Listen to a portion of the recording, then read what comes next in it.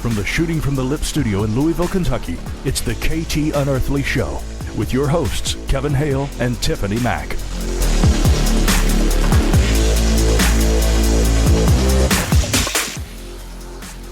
What's up, people? Kevin Hale here at the Shooting from the Lip studios, one of the studios, on this Friday night, August 5th, 2016, with my partner in crime, the one and only Tiffany Mac. T-Mac, what is up, playa?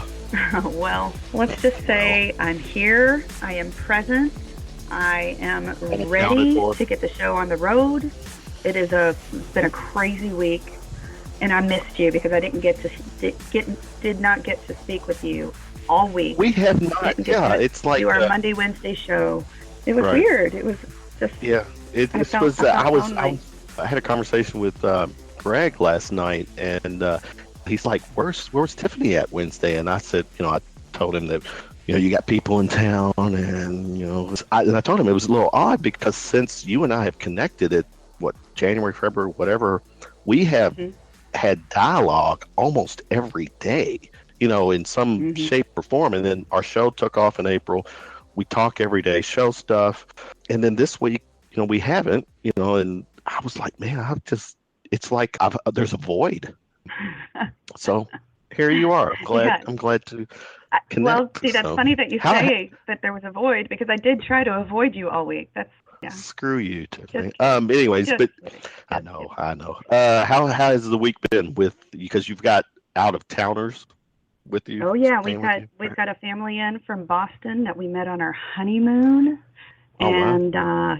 They've been awesome. They brought their kids down, and we were showing them the sights and sound of Louisville, all the best of the best, the restaurants and activities, and trying to maintain some kind of order in the household was almost impossible, but they were really good. And so they're still there, right? Busy. Oh yeah, they leave tomorrow. Yep, really busy.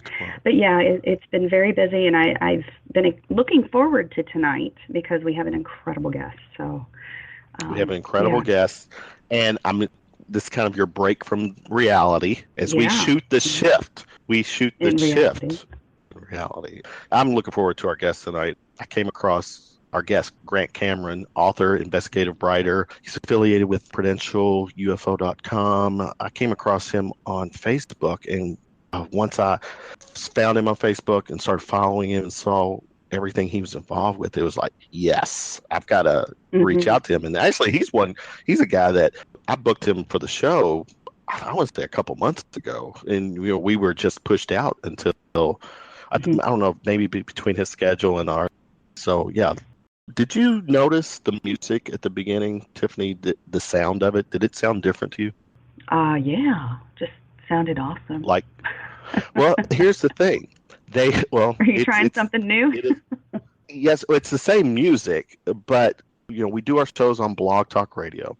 There's a handful of people that get to do beta testing with certain parts of Blog Talk Radio, and I've connected with a particular person on Blog Talk Radio. Yes, it's probably because of my charm and the way I do correspond because to them. You're handsome. No, it's the charm and maybe how I manipulate things. But anyways, they'll reach out to me when there's different things that they want to try. So now they're incorporating this hi-fi process. I jumped on it because it will make the show sound so much better for the listener during the live show. And once you upload it, it's already got before, here's and I'm giving away our show secrets.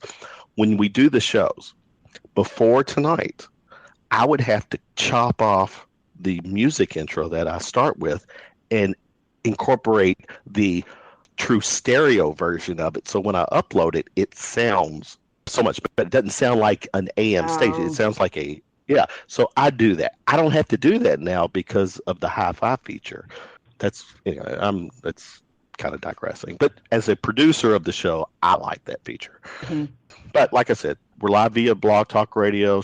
Social media, you can subscribe to our show on iTunes and YouTube, Shooting from the Lip, Twitter at The Shooting Lip. Tiffany is at Tiffany Mac _ET. I'm at Kevin Hale 423. You can also like us, follow us on Facebook and Instagram. And we have our own Friday night Facebook page, the KT Unearthly Show. Like us there too. There's always some good stuff coming that we're posting on the show. But to take off our KT Unearthly show name, we start off TK foreplay moment, and you and I have good foreplay, Tiffany. And tonight's foreplay is, I sent you a link. What's your take on crop circles? And I'm going to throw this at Grant as well. But your take on crop circles, because the link I sent you was one that recently popped up over in the UK. And do you buy into that? Are those messages? Or are those just fakers? What's your take? Actually, no. Hold on one second. I have something here that I wanted to get out. First of all, I think that, obviously I can't find it, because I think that they're incredibly intricate. As an artist, I look at these things and can't imagine being able to get that from my brain or a plan and get it on the earth in fields of wheat or corn or whatever the case may be. It does not make sense to me, because I know how intricate these things are, and I know how much effort it takes to make sure that they are geometrically accurate, and it's amazing. I've heard so many people who just go, that's no big deal. It's been debunked for years ago.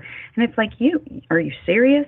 Do you really think that men and women are going out in the middle of the night with a stick and rope and creating these things? For me, it's just mind-boggling, and the answers are there for me because I've had my own experiences with the ETs, but it just is so amazing that these are occurring still. And I believe they are messages. They're hints at what is really going on. And I believe that they're there to raise the consciousness of humanity and let us know that we're not alone. And maybe it's just sort of a way to introduce the idea of other beings being intelligent and capable and maybe not hostile, but inquisitive and wanting to communicate. That's my take on it. What's your take? Now, I'm with you. I think that I can't buy the fact. I can buy the fact that there's people hoaxing or messing around in the middle of the night. Why someone would do it, I guess it's probably for shits and giggles. And actually, I've seen some people who have taken it as a challenge. I've seen shows where they've said, okay, you have so many hours. This is the diagram. Try to go out there and make this in this field of the cornfield, and let's see what happens. And some people take it as a challenge. In the middle of the night, I personally would like to sleep and not think of something like that. But I think, remember the movie Signs, Night Shyamalan movie? Yeah. I bought into that movie. I wanted this topic, and and I want to ask Grant to all of the Hollywood movies and how they all stack up. Yeah, signs. That's kind of how I see crop circles. It's their markers. At the same time, too, if there's an alien being or ray, whatever, that's doing these crop circles, then are they new to the planet? Where, to me, that would be they're a new species or new group of beings that are not familiar with it, because in my personal opinion is that they've been here. Several species have been here. I buy into the whole ancient aliens thing. So whenever, curious to know who's doing the crop circles. Are the people, or the aliens that's been here, or is this some new race beings that are helping some other aliens find their way? I don't know. But no, like a road sign or something like that to show the part of the earth that they're supposed to visit. Well, I mean, maybe, I guess. Well, it's all possibility. Right, but there's a message into it's not like I don't think the crop circle says land here. I think there's obviously some kind of rhyme or reason with it, but hey, anyways. We could probably talk quite a bit for that. Let's incorporate the Tiffany Mac sexy voice to bring in our guest. Who's our guest tonight, Tiffany? Well, okay, Miss so you. Grant Cameron, yeah, okay. Grant Cameron is the recipient of the Leeds 2012 Conference International Researcher of the Year and the 2013 UFO Congress Researcher of the Year. He became involved in ufology as the Vietnam War ended in May 1975 with personal sightings of a UFO-type object, which locally became known as Charlie Red Star. The story has been optioned for a movie, which I would be willing to listen and view a movie like that. I mean, it's just right up our alley. So as soon as that comes out, we're going to have to go. So he researched early work done by the Canadian government into flying saucer phenomenon and the UFO role of ex-Penn State President Dr. Eric Walker, the most accurate documentation of the Area 51 story, the operation of a shadowy government or group inside of our government known as the Aviary, the alien music connection, and the role of the President of the United States in the UFO mystery. He's visited almost every presidential library and has a collection of every UFO document released by those libraries. The highlight of his work was a 2001 FOIA that yielded over 1,000 pages of UFO documents from the Clinton White House, which are now known as the Rockefeller Initiative documents. They're significant documents not only for the story they tell, but the fact that the government now states they no longer have those documents. He has written 4 books, UFOs, MJ-12 and the Government, UFOs, Area 51 and Government Informants, Alien Bedtime Stories, and the Clinton UFO Storybook. 2 books are planned for future release, Tales of the Charlie Red Star, and Inspired, Where Good Ideas Come From. Grant, we welcome you to the show. How are you doing this evening? Just fine, Tiffany. That's a fantastic introduction. I appreciate your introduction, and I appreciate your taking interest in what I do. Yes, well, this is our little dirty secret that Kevin and I share. Now we share it with the world. Welcome to our dirty little secret, Grant. Yeah, well, I've been in the dirty little secret for 41 years, so I know where you're coming from. So tell us about why we take it another level. But go ahead. Tell us how you got involved with the presidential aspect of ufology. What made you start to investigate this aspect of our sort of government management? Yeah, because I'm a Canadian. That's why. Okay, our. Everybody always asks, why is a Canadian the U.S. president? I'll tell you. I'll tell you why. Great. Because I start in 1975. I have no interest in UFOs whatsoever. I don't remember very much what happened back then, but as I recall, I don't ever recall having thought about UFOs, extraterrestrials, life on other planets, anything like that. I was into paranormal phenomena. I was into the psychic Edgar Cayce. I had read a lot of his books and stuff like that. Who was from Kentucky? Yeah, exactly. And I had also done a study when I was at university on dying people in hospitals. I'd gone to the hospitals and I talked to the various chaplains, not the doctors, the nurses. I went to the chaplains who are there when people die.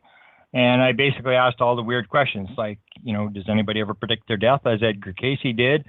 Does anybody ever get up and walk out? Do you have any miracles where people get up and walk out? Do you have any near-death experiences? This is when near-death experiences first started in the 1970s after they invented the CPR and all that kind of stuff. Suddenly you got these near-death experiences starting.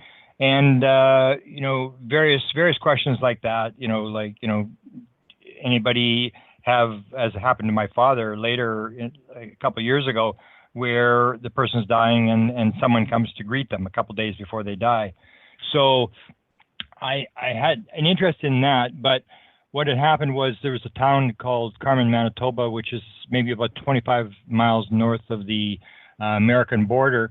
And during 1975, the American military had put in the only anti-ballistic missile unit that ever went operational in the United States. I didn't know until 30 years later that this may have been why we were getting the sightings on our side. But they put in, North Dakota had 300 nuclear weapons, Then in 1975, they put in another 100. And these were nuclear missiles that were there to shoot down incoming Russian missiles, because the number one target of the Russian missiles is not the American cities, it's the American missiles. Because if you don't take out the missiles, you're gone. So it doesn't really matter if you take out American cities. So anyway, there was this town was getting inundated with these sightings. And to make a long story short, I went out there believing, I bought the lottery ticket, knowing that there's a chance I could win, and knowing we wouldn't see anything when we went out. We went out, we drove around for an hour. My friend said, okay, we're going to drive back in town one more time. If we don't see anything, we're going home. I said, fantastic, good idea. This is a total waste of time. As we were driving back in town after 1 hour, this thing came from the left to the right. Nobody said, is that what everybody's looking at? Nobody questioned whether this was something unusual. Everybody just instinctively said, there it is. We instinctively knew this is what these people had been seeing for months in this town. And the only reason we'd gone out there to see what people were looking at. And there was no doubt it came down very low right in front of the car. It was moving much slower than a car. It was bobbing up and down. It was glowing. It was pulsing like a living heart. It was just the most amazing thing. And I basically fell off the edge of the earth. Basically started taking one course at a time at university, because I suddenly realized university was a waste of time. This is what I wanted to document all this stuff. So I went to the Carmen and all the towns around Carmen, and I interviewed hundreds of people, had hundreds of people still on a list that I hadn't interviewed. And I basically put all this stuff in a manuscript, which I tried to peddle in 1977. And this is this one called The Tales of Charlie Red Star. And nobody would touch it. And the local publisher, I live in a city of about 700,000 people, and the local publisher here should have published it, because it was a big-time story here. Everybody knew about Charlie Red Star. And I remember the rejection letter she gave me was, Mr. Cameron, you may believe in this kind of stuff. Count me among the unbelievers. And I was absolutely floored. And from then on, I've always said sightings are a total waste of time. It's some nice little stories you can tell your kids when you grow old and gray, but it doesn't prove anything to anybody but anything. And I basically gave up on the sightings, and all I was interested in was what had I seen that first night. And I saw it a number of times in 1975, and then some new objects in 1976. And after 1976, I didn't see anything after that, and I really didn't care if I'd seen anything. People would ask, let's go out, and when we want to go UFO hunting, I would say, here's the map, here's where you go. Good luck, I'm not going, it's a total waste of time. So I gave up on the sightings, and all I was interested in is finding the person who had the answer to what I'd seen. I figured, I'm just this little guy from Canada. I really don't have that much background, but somebody has to know what this is. And so I went to the Canadian government. I first studied the Canadian government and their early work in the 1950s. Got all the government documents, recovered all the documents from the guy who ran the program, talked to his wife, talked to people around him, did all that, and that led to the president of Penn State University, who had 14 honorary doctorate degrees, was friends with President Eisenhower, and very, very powerful guy, chairman of the board of the Institute for Defense Analysis. And he talked in rhymes and riddles because it was classified, and he said, I don't talk about this, but he couldn't hang up the phone. So he talked in rhymes and riddles to us, and I headed a team of about maybe 6 or 7 researchers from around the world who said, I can get him to talk. And I said, okay, here's his phone number. And we put out a book that detailed what Walker had told us. And a lot of the stuff that he told us, I wouldn't figure out for 20 years. And that led to the presidents. Dr. Eric Walker was going to give some of his files to the Truman Library. I went to the Truman Library looking for Walker's files after he died in 1994. And it was there, they didn't have the files, and it was when I was there, I said, well, the president's the most powerful person in the world. This is the most important subject. So the question I asked the archivist is, what have you got on UFOs? What does the president know about UFOs? And the archivist basically gave me in the Truman Library, there are a couple of a series of telegrams that were sent to the president. In 1952, there was overflights of the White House in Washington, D.C., and what had happened was the first night they flew over, Eisenhower gave a shoot-down order. Said if they don't land, we shoot them down. So there was a shoot-down order, and it became public. It was in all the major newspapers in the United States, and everybody started sending telegrams to the president saying, Mr. President, don't shoot them down, including Einstein. There was a story about Einstein actually warning the president not to do this. But wow. They had that, but they really didn't have anything else. And so the Eisenhower Library is about 200 miles down the road. The Truman Libraries in Independence, Missouri, and the Eisenhower Libraries in Abilene, Kansas. But it's only a couple-hour drive. So I drove over to the Eisenhower Library, actually applied to research there, and went in, and they asked me, you know, what's the deal and what do you want to research? And they basically had 5 documents out of 28 million pages of files. And it was at that point, out of 28 million pages of files, only 5 documents. I said, something's going on here. Something's wrong. The president has to know more than this. And that started the big chase to find out, what does the president know about the most important subject in the world? Okay, so one of my favorite questions is, why would every president be informed? Because you're looking at a guy who may only be in charge for maybe 4 years. Okay. Why would everyone be read in? Okay. In my latest book, for a number of years, if you go to my website, presidentialufo.com, on there for a number of years, I put down that the president was out of the loop. There was a dark cabal. The Wizard of Oz was running the show, all this kind of nonsense. And I put it out, and it's still on my website, and I don't think I'll change any of it. And I suddenly realized that I'd been had, that this is basically the cover story. The reason the president knows, if you look constitutionally, you have 2 different versions of the story. You have the Donald Trump version that this thing's out of control. The United States doesn't know what the hell they're doing. The president is, totally clueless. He doesn't know what's going on. And then you have the Clinton version where we have this thing under control. And yes, Mr. Trump, the generals do know more about ISIS than you do, and stuff like that. That it is basically under control. If you look constitutionally, and I come from Canada, and you got to realize Canada is completely different than the United States when it comes to the Constitution. In Canada, you ask somebody in Canada about the Constitution, they'll say, the what? What the hell is that? Nobody would even know what you're talking about. In the United States, every American knows about the Constitution. Your First Amendment right to free speech, your Second Amendment right to bear arms, your Fourth Amendment right against search and seizure, and they rattle on. And Americans are very anal about the Constitution. Mm-hmm. So basically, if you look at the Constitution, you see if you are dealing with a foreign power, if you're dealing with aliens, extraterrestrials, whatever, they are not Americans. They are a foreign power. The only person constitutionally who can deal with an extraterrestrial race or sign a treaty is the head of state. There is only one head of state in the United States, and that is the president of the United States. Mm. And what I say is that if the president wasn't running the show, if you had some GS-13 down in the State Department running the show and negotiating with aliens, somebody would defect. Because I have a different view of the way the government works. People think, there's a bunch of evil people up in the government, and I say no, because I read enough government documents, I was in enough presidential archives, that because there was no UFO documents in the presidential archives, I ended up reading what are called oral histories in the presidential library, because I'd be there for a week. And after 2 hours, I'd been through the UFO documents, because there was none. And I would read these oral histories on people in the White House. So Tiffany, say you're the chef for the president, and you leave the White House. They basically do what's called an exit interview with you, and they do an oral history. And it's recorded, and it's transcribed and stuff. And they say, what was it like to work for the president? Did he ever try to come and eat at 3 o'clock in the morning? What was the most famous thing he wanted to eat? And they ask you all these weird questions about what was it like to be the chef for the president. And so I read all these oral histories of all these very powerful people, and what I realized was there are no evil people in the government. There are people who are deluded, who are totally out to lunch, that really have, bizarre ideas of how things work, but they're not evil people. They actually believe they're saving the world, the same as ISIS believes they're saving the world, and Al-Qaeda thinks they're saving the world, the United States of America thinks they're saving the world.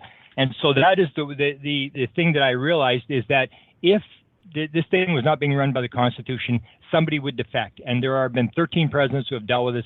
There have been 7 Democrats, 6 Republicans who have dealt with this, and they have all done exactly the same thing. Number one, because he has to be head of state. The second thing is people say, oh, well, it's the CIA has it, and CIA doesn't give the stuff to the president, and they're keeping it.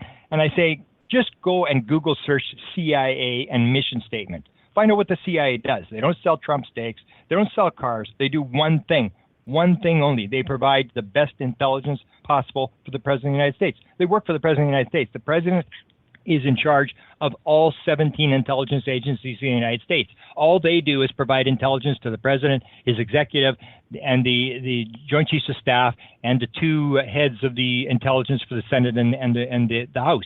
That's all they do. They don't run air forces. They don't run countries. All they do is provide intelligence.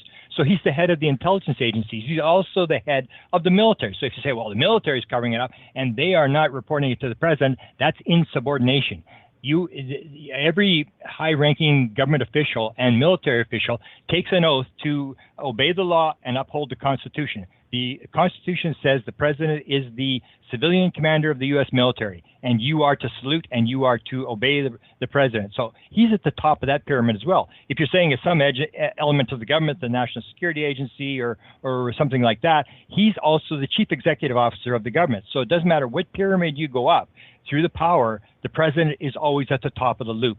And the president, if you take a look, and the thing that really twisted me and made me believe that this thing was just a cover story, this idea that the Wizard of Oz is running it, is the fact that if you take a look at all security, all classification, and you'll hear these people will say, oh, I've got 15 levels of security above the president. You tell them, BS, you're lying. It's not true. The president, absolute fact, you can look it up. The president does not have a security clearance.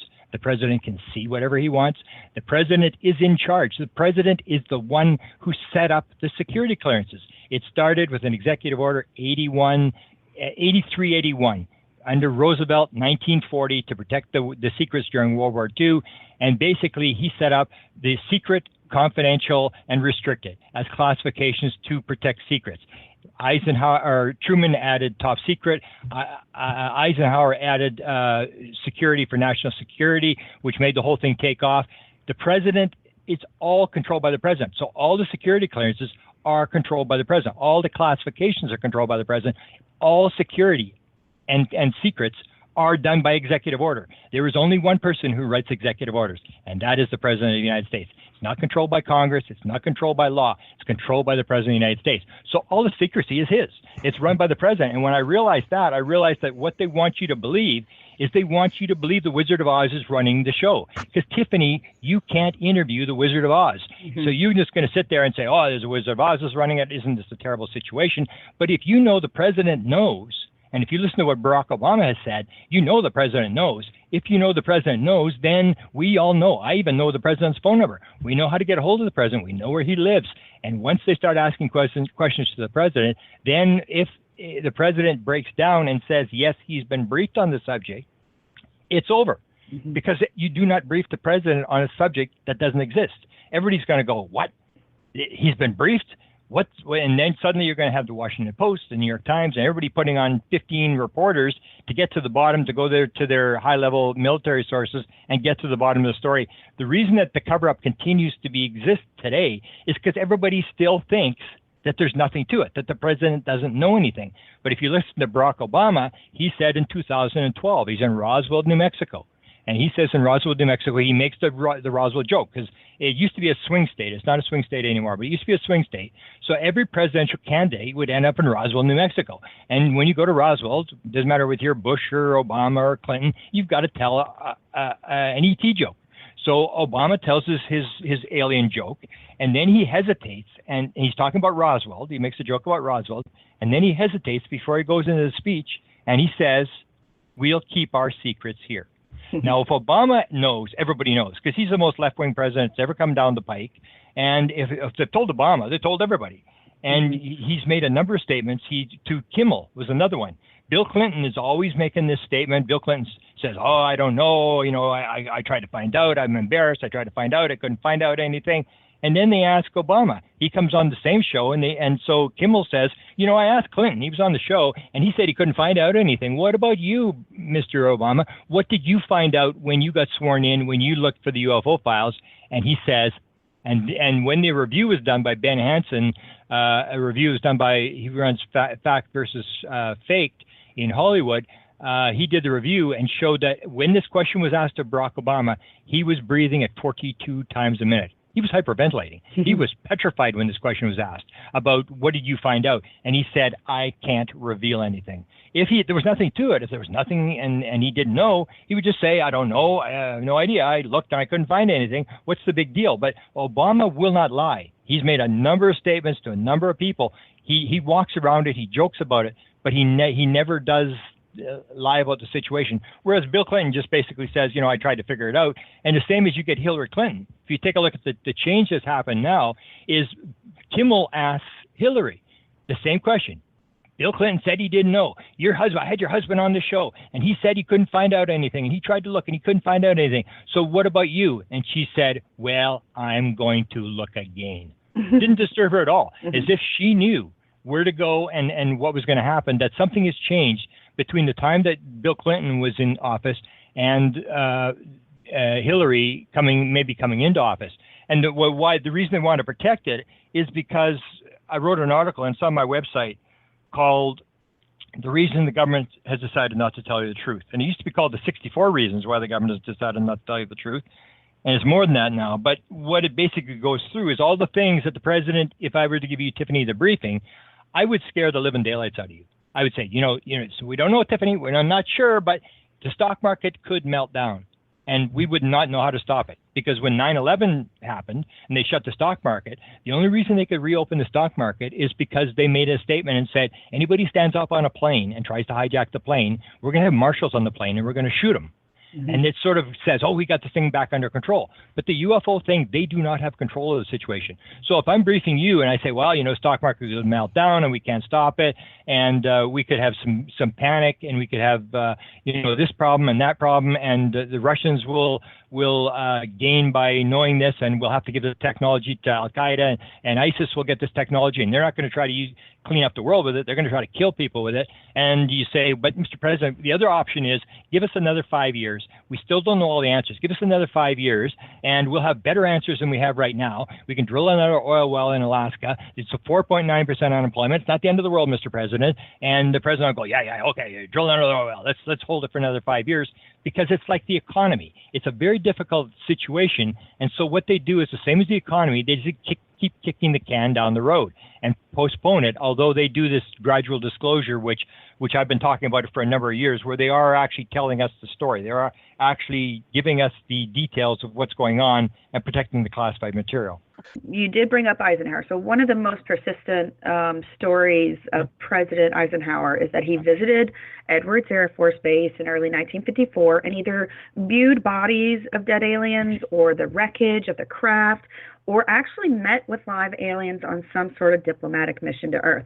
Mm-hmm. What have you found out anything specifically about that type of meeting? Yeah. I mean, we've got stories of George Washington meeting with these little green men and things like that, and they are oral histories, like you were saying. Mm-hmm. Is there anything that's more concrete in your research that you found?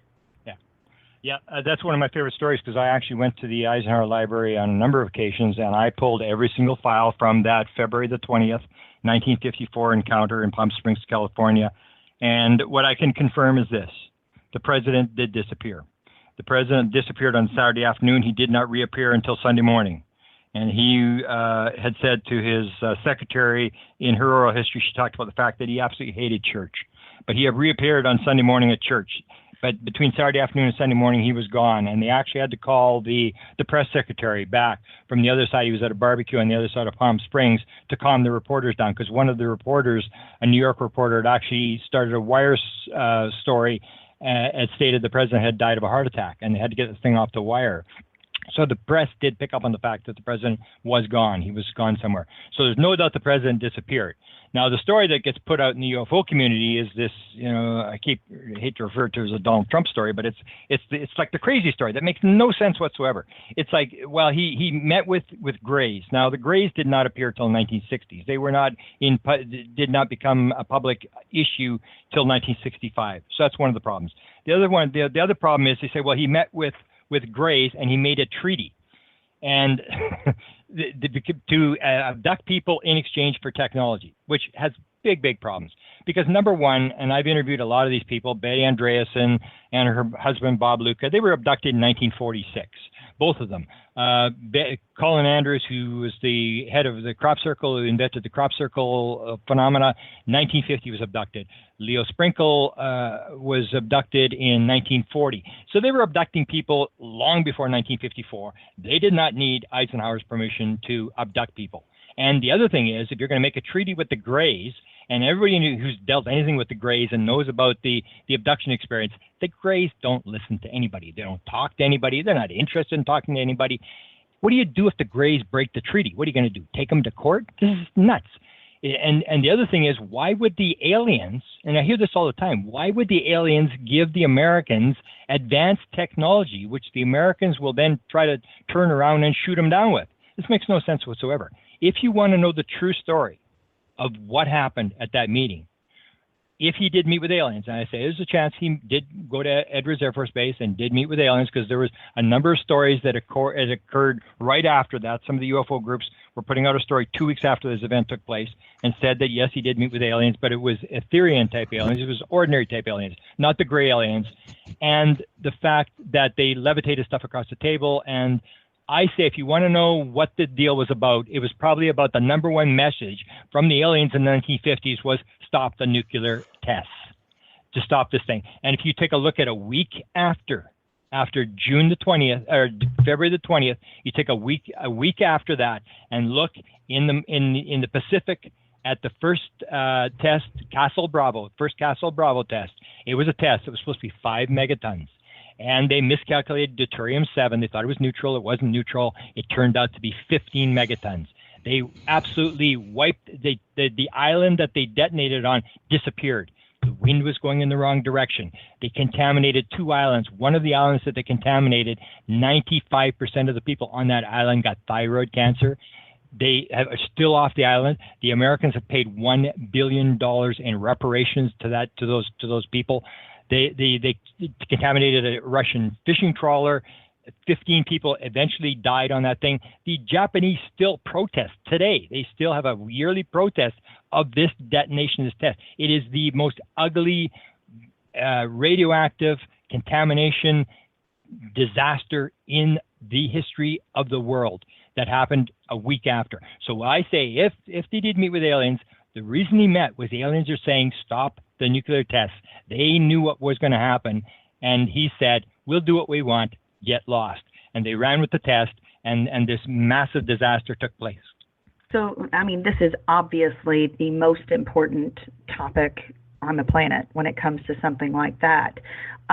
What would some of the other more important issues besides just the nuclear and all of these crazy possibilities of destroying our own planet, or is there anything else that is going on behind the scenes that would have that type of import with UFOs? The 1950s, the major message was nuclear weapons. It's no longer.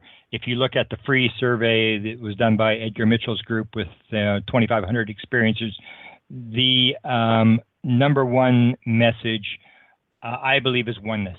They're trying to get across this idea of oneness, and it ties into the ecology. I can't remember what the percentage, but it's fairly high percentage of experiencers who are on the ship. And when I talk to experiencers, I always say, "Did you see the screen?" And they say, "Yeah, I saw the screen." And I said, I've never seen a screen. You've never seen the screen? No. Where they see the screen on the wall, and they're showing pictures of devastation of the Earth. That's usually in my head. Yeah, in your head. Well, yeah. Okay. So this is what they're doing. Is this is the message, and this comes down to the oneness message. I think 54% of all experiencers are talked to about oneness, and oneness is how they move around through space. Dr. Eric Walker first told us. It's consciousness, right? It's consciousness. That's the whole thing. That we have this idea because we have a left, and I do a lot. If you've ever heard me lecture, I do a lecture on the right brain, left brain, and how this all fits in consciousness and stuff. And it's all left brain. We live in this left brain, rational, analytical world, and we believe that everything is separate, that you and I are separate particles, and the only way something can affect something else is if it bumps into it or is affected by a field. And the number one message of the aliens is, no, that's not true. It's all one. There is no time. There is no space. There is no physical world. It's all one. You're all together. And whatever you do to somebody else, you do to yourself. There is no separation. And I don't know if you ever had her on the show, but Shirley Wild tells a fantastic story. She has, I think, one of the better stories where she talks about this, where she was told by the aliens from the time she was a little girl to keep repeating this. What's the number one thing, the most important thing? Oneness. And she would have to repeat this. Oneness is the number one message. Oneness is the number one message. And she was actually describes a story where they give her a scenario where they explain the oneness. And they take her and she's behind her father. They go and she can see her father sitting at a kitchen table. And she's going, well, why are you showing me this? And they said, well, just watch. and he's sitting there. He's got a fork, a knife, and a spoon there, and he, with his right hand, he picks up the fork, and he drives it into his left hand. And she said, the blood is squirting all over the place. And she's going, what did you show me this for? What did you show me this? And the alien said, this is the idea of oneness. Whatever you do to someone else, you do to yourself. And this is the key message. And so when you come to you guys were talking about crop circles before, my number one experience, I started with paranormal phenomena, and I ended up down the UFO rat hole for 37 years. And then I'm watching Colin Andrews give a lecture on crop circles, and I get this download experience. And the way I haven't had many weird things happen to me in my life, that was one of the weird things that did happen to me. And this was this thing where suddenly a lot of the stuff that I had worked on for years all came together in an instant, just like somebody put all the pieces of the puzzle together, just instantaneously. And it came with absolute certainty. And I try to always emphasize this to people, absolute certainty. You don't have to check this. You don't have to look. This is how it works. And this was this concept of, first I thought it was consciousness, but it's not consciousness. It's non-local consciousness. It's the idea that everything's connected, everything's one. And the three things that were shown to me, and things I'd collected myself, that all put together that showed this oneness thing, were, number one, the Canadians in 1950, as I told you, I had the sighting, then I started going after the Canadian government. The most famous government document to me is the Canadians were told by American officials that flying saucers exist. It's the most highly classified subject in the United States, and that mental phenomena is part of the whole flying saucer phenomena. That's critical because in 1950, nobody was talking to aliens. The first experiencers, the first contactees, Adamski and Williamson, would not appear until a couple of days after the detonation of the hydrogen bomb in 1952, in November of 1952. Betty and Barney Hill's book wouldn't become public until the mid-1960s, so nobody was talking to aliens. So how did the Americans know to tell the Canadians that mental phenomena was part of this whole phenomena? That was the one thing that came into my head. The second thing was something that Dr. Eric Walker had said in an interview in 1991, where we're asking him about the MJ-12 group, the supposed group that controls the whole thing. And we said, Dr. Walker, is there still just 12 people? And are they still all are they all Americans, or is it an international group now? And Walker said, let me ask you a question. What do you know about ESP? And it's like totally unrelated. It didn't make any sense at all. And so he said, unless you understand about ESP and how it works, you will not be taken into the control group. Very few people understand how it works. And I did not realize that until this download that I had during this Colin Andrew lecture, where suddenly it just came to me what he was talking about. It was this non-local consciousness thing, that everything's connected. Because 2 years after that, the third thing that came into my head was Ben Rich, who ran Lockheed Skunk Works, who ran supposedly the back engineering of the flying saucers. Jan Hartson, who's the international director of MUFON, has this experience at 9 years old. Close encounter, UFO in his backyard, Saturday morning, 6:30 in the morning, with his brother. He wants to build a flying saucer, becomes an engineer to learn how to UFO propulsion works, electrical engineer. Has a lecture with Ben Rich, giving at UCLA, engineering alumni, 1993 in March. And he's there with two other UFO researchers. And Ben Rich says, we now got technology to take ET home. It's not going to take a lifetime to do it. It's going to take an act of God to get it out of Congress. And he goes through all that sort of stuff. At the very end, as he's leaving the building, Jan Hartson realizes, this is my chance. I've spent my whole life working on this thing. I need to know. He goes up to Ben Rich. He said, Ben, I need to know. How did it get here, Ben? How does it work? And Ben Rich said, let me ask you a question. What do you know about ESP? And Jan Hartson said, I was shocked. I didn't think there was a question coming. And he said, well, it just means everything in time and space is connected. And Ben said, that's how it works. And that is how they move it through time and space. There is no time and space. They just move through time and space like the entangled particle experiment of quantum physics. That's how they move around. That's how they move the craft. The craft is moved by telekinesis, by mind. And I didn't learn this till 2013 when a woman in Phoenix came up and had this big secret meeting where they put me together with her. And I remember when she first told me, she said, I was flying. I heard, she was talking about remote viewing and this and that and all this sort of stuff. And I was listening to it, and you hear all this kind of stuff. And then she said, and she was in her 70s. This woman was she's in a hospice right now. She's not doing too well. But she said, and I was flying the craft last night. And I said, you're what? She said, yeah, I've flown the craft. I said, you flew the flying saucer? She said, yeah, I've flown 3 of them. I said, you flew the flying saucer? They let you fly the flying saucer? To me, it was the stupidest thing I ever heard in my life. And I said, well, how do you fly a flying saucer? And she said, with your head. You do it with your mind. And as soon as she said that, I realized why they had set me up with this woman, because I was doing this consciousness lecture, and they wanted me to talk to this woman. And then I gathered these people, and I have 36 people. I have a number of them on tape who actually described the process, how you put your hand on this pedestal, and you can move it around. And Chris Bledsoe is the most detailed description of exactly what happens. This happens, and then this happens, and this happens, and how it all fits together. And he even described to me the other night, he was telling me how once he did the thing with the pedestal and they allowed him to fly it, then whenever they're in the area, he can actually sense them. He can sense when the craft is there. And he actually had an example where John Alexander became very interested in him. John Alexander goes to North Carolina to talk to him. And John Alexander confirms that Chris Bledsoe said, I think they're here. They're coming. And look in this part of the sky. And they looked, and there it was. And it came flying through the sky. So consciousness is the whole thing. Everything is consciousness. We make this mistake and believe there's a physical world and everything's separate. And we just have these illusions of how the world works. Once you start understanding oneness, then you're going to get off the planet. First of all, I want to challenge Grant to go take a shot of Mountain Dew, because I want to take this interview up a notch. Grant is killing it.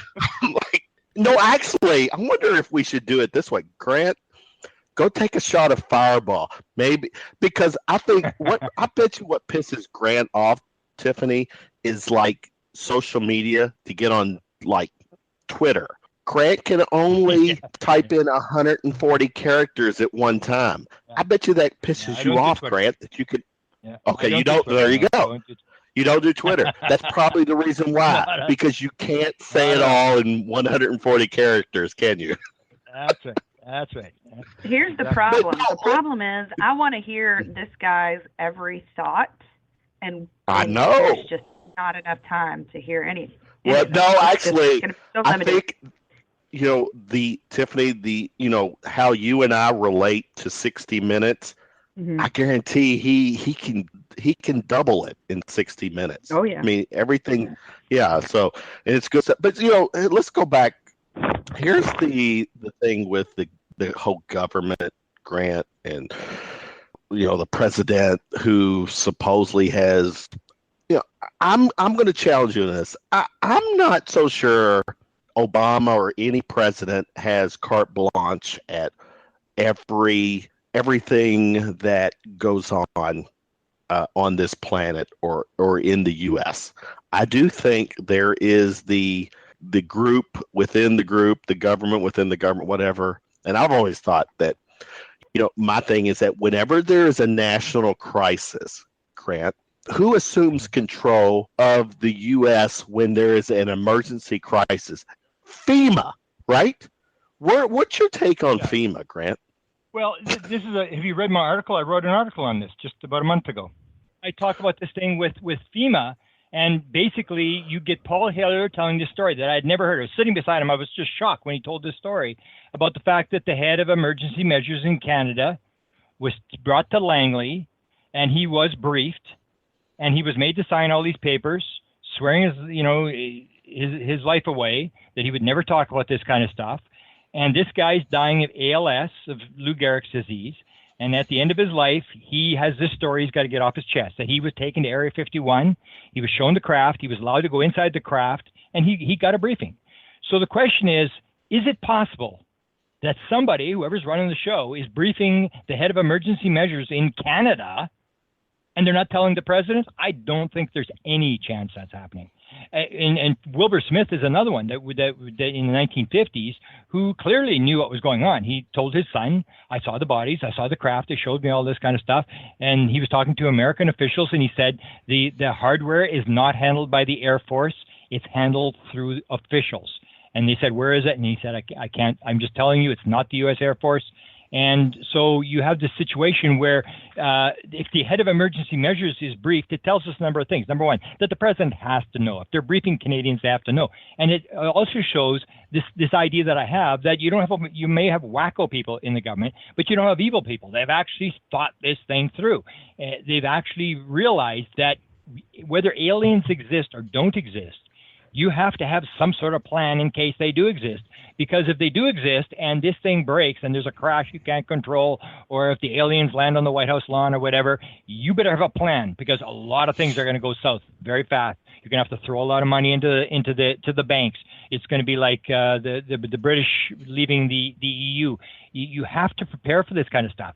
And the head guy that you're going to brief, it makes sense. It's the emergency management guy.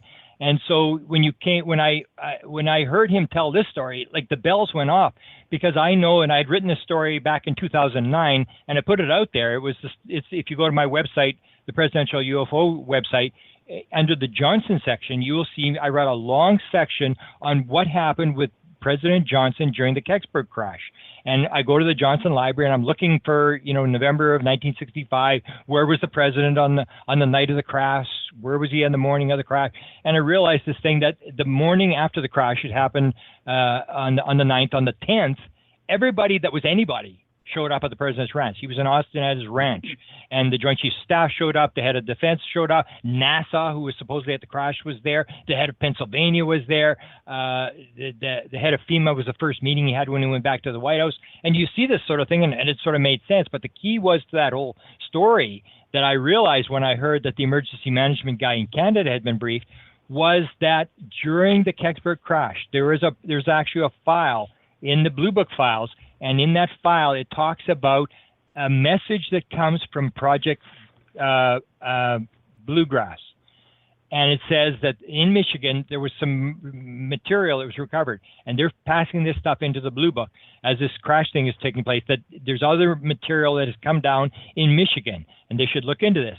And I didn't realize what it was, but when I figured out what this code was, the code represented the head FEMA facility at Mount Weather. And Mount Weather, if there's a nuclear attack or if whatever happens, that's where they take the president and that's where they take the Congress. It's the underground bunker where this all operates out of, where FEMA is running the show.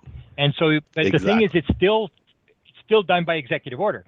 FEMA, even though he may not have control, this may be the government inside the government that Clinton talked about, but it's still under executive order that was created by executive order. But it's in a very important place that really people haven't thought about. But this is where Oliver North actually ran the Iran-Contra thing. Because in the Mount Weather facility underground, they have the ultimate communications network.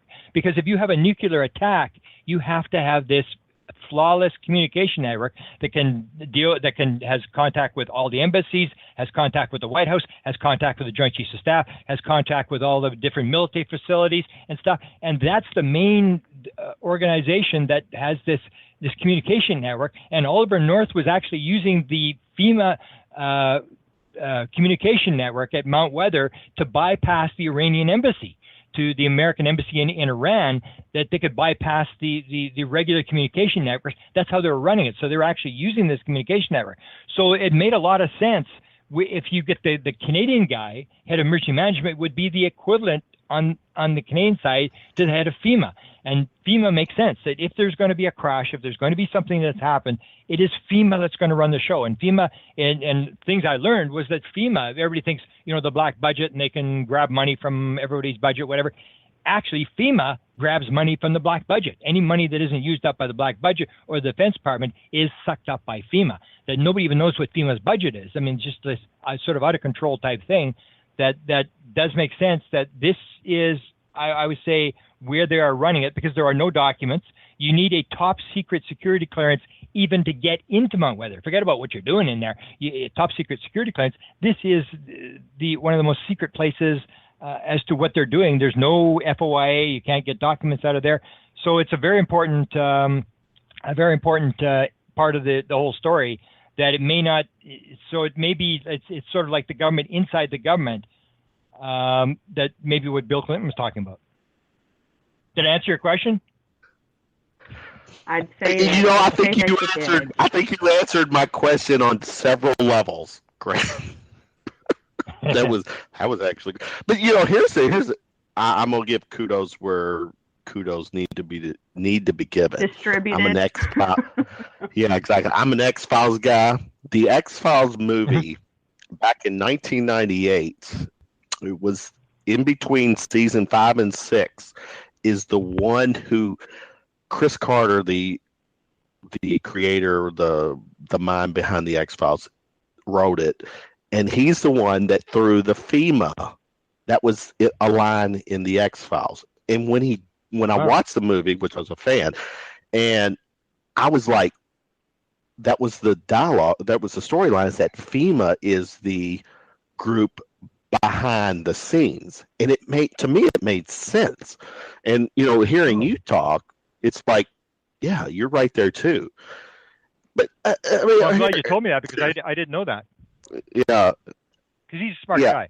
I'm still hesitant to give credit to our president, some of our presidents.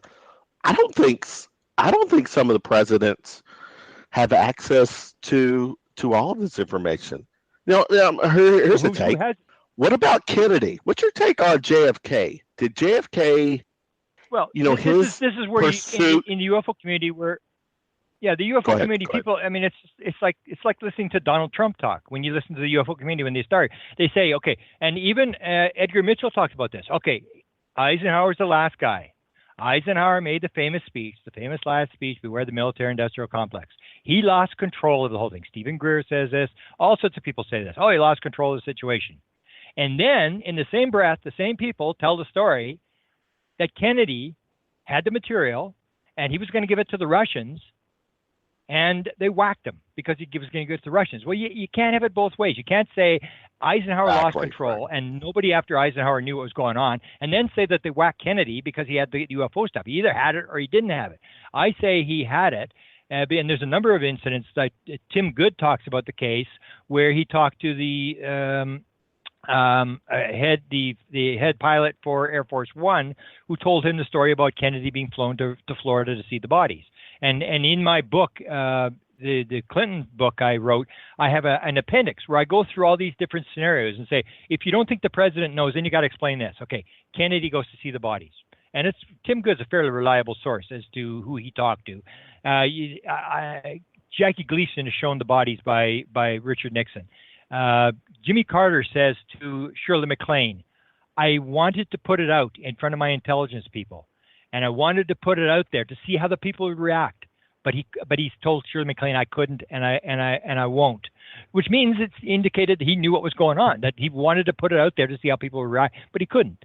And then you have the story of Barack Obama saying, I can neither confirm nor deny that extraterrestrials have visited the Earth, but if they had, and if there had been a top secret meeting, it would have taken place in this very room. And he says that to Jaden Smith, Will Smith's son, in the Situation Room. So you have these different things where if the president doesn't know, why are these presidents doing these different things? Why are they saying these kind of things that indicate that they actually do know what's going on? And so I was in that field as well, that believed that the president didn't know. And then when I started doing research, and the prime example of how crazy this stuff gets is people will, and almost everybody, and no matter how many times I tell the story, people still tell the story. I say I was at the Eisenhower Library. And when I did the oral histories, when I started looking at the oral histories, I suddenly found out that these oral histories were actually, they had subjects. So I saw military-industrial complex speech. I went, holy cow. And there were 6 people at that time. This is going back maybe 15 years. There's 6 people in their oral histories who talked about the speech. I said, great. So I pulled these 6 oral histories, and I started looking at it, and I suddenly realized that that's not what the speech had said. That you realize because I'd done the Ronald Reagan speech about the alien invasion. I wanted to see where the speech had come from, how it got in the speech, the fact that it had been pulled out of speech and Reagan wanted it back in. So I was very interested in how speeches go together for the president. And so when it came to the military-industrial speech, I wanted to see how this had happened. And the oral histories actually tell the story that it wasn't beware the military-industrial complex. It was beware the military-industrial congressional complex. And all 6 people in the oral histories talked about this. And the reason that they had pulled it out was because they had warned Eisenhower in his final speech, don't offend Congress.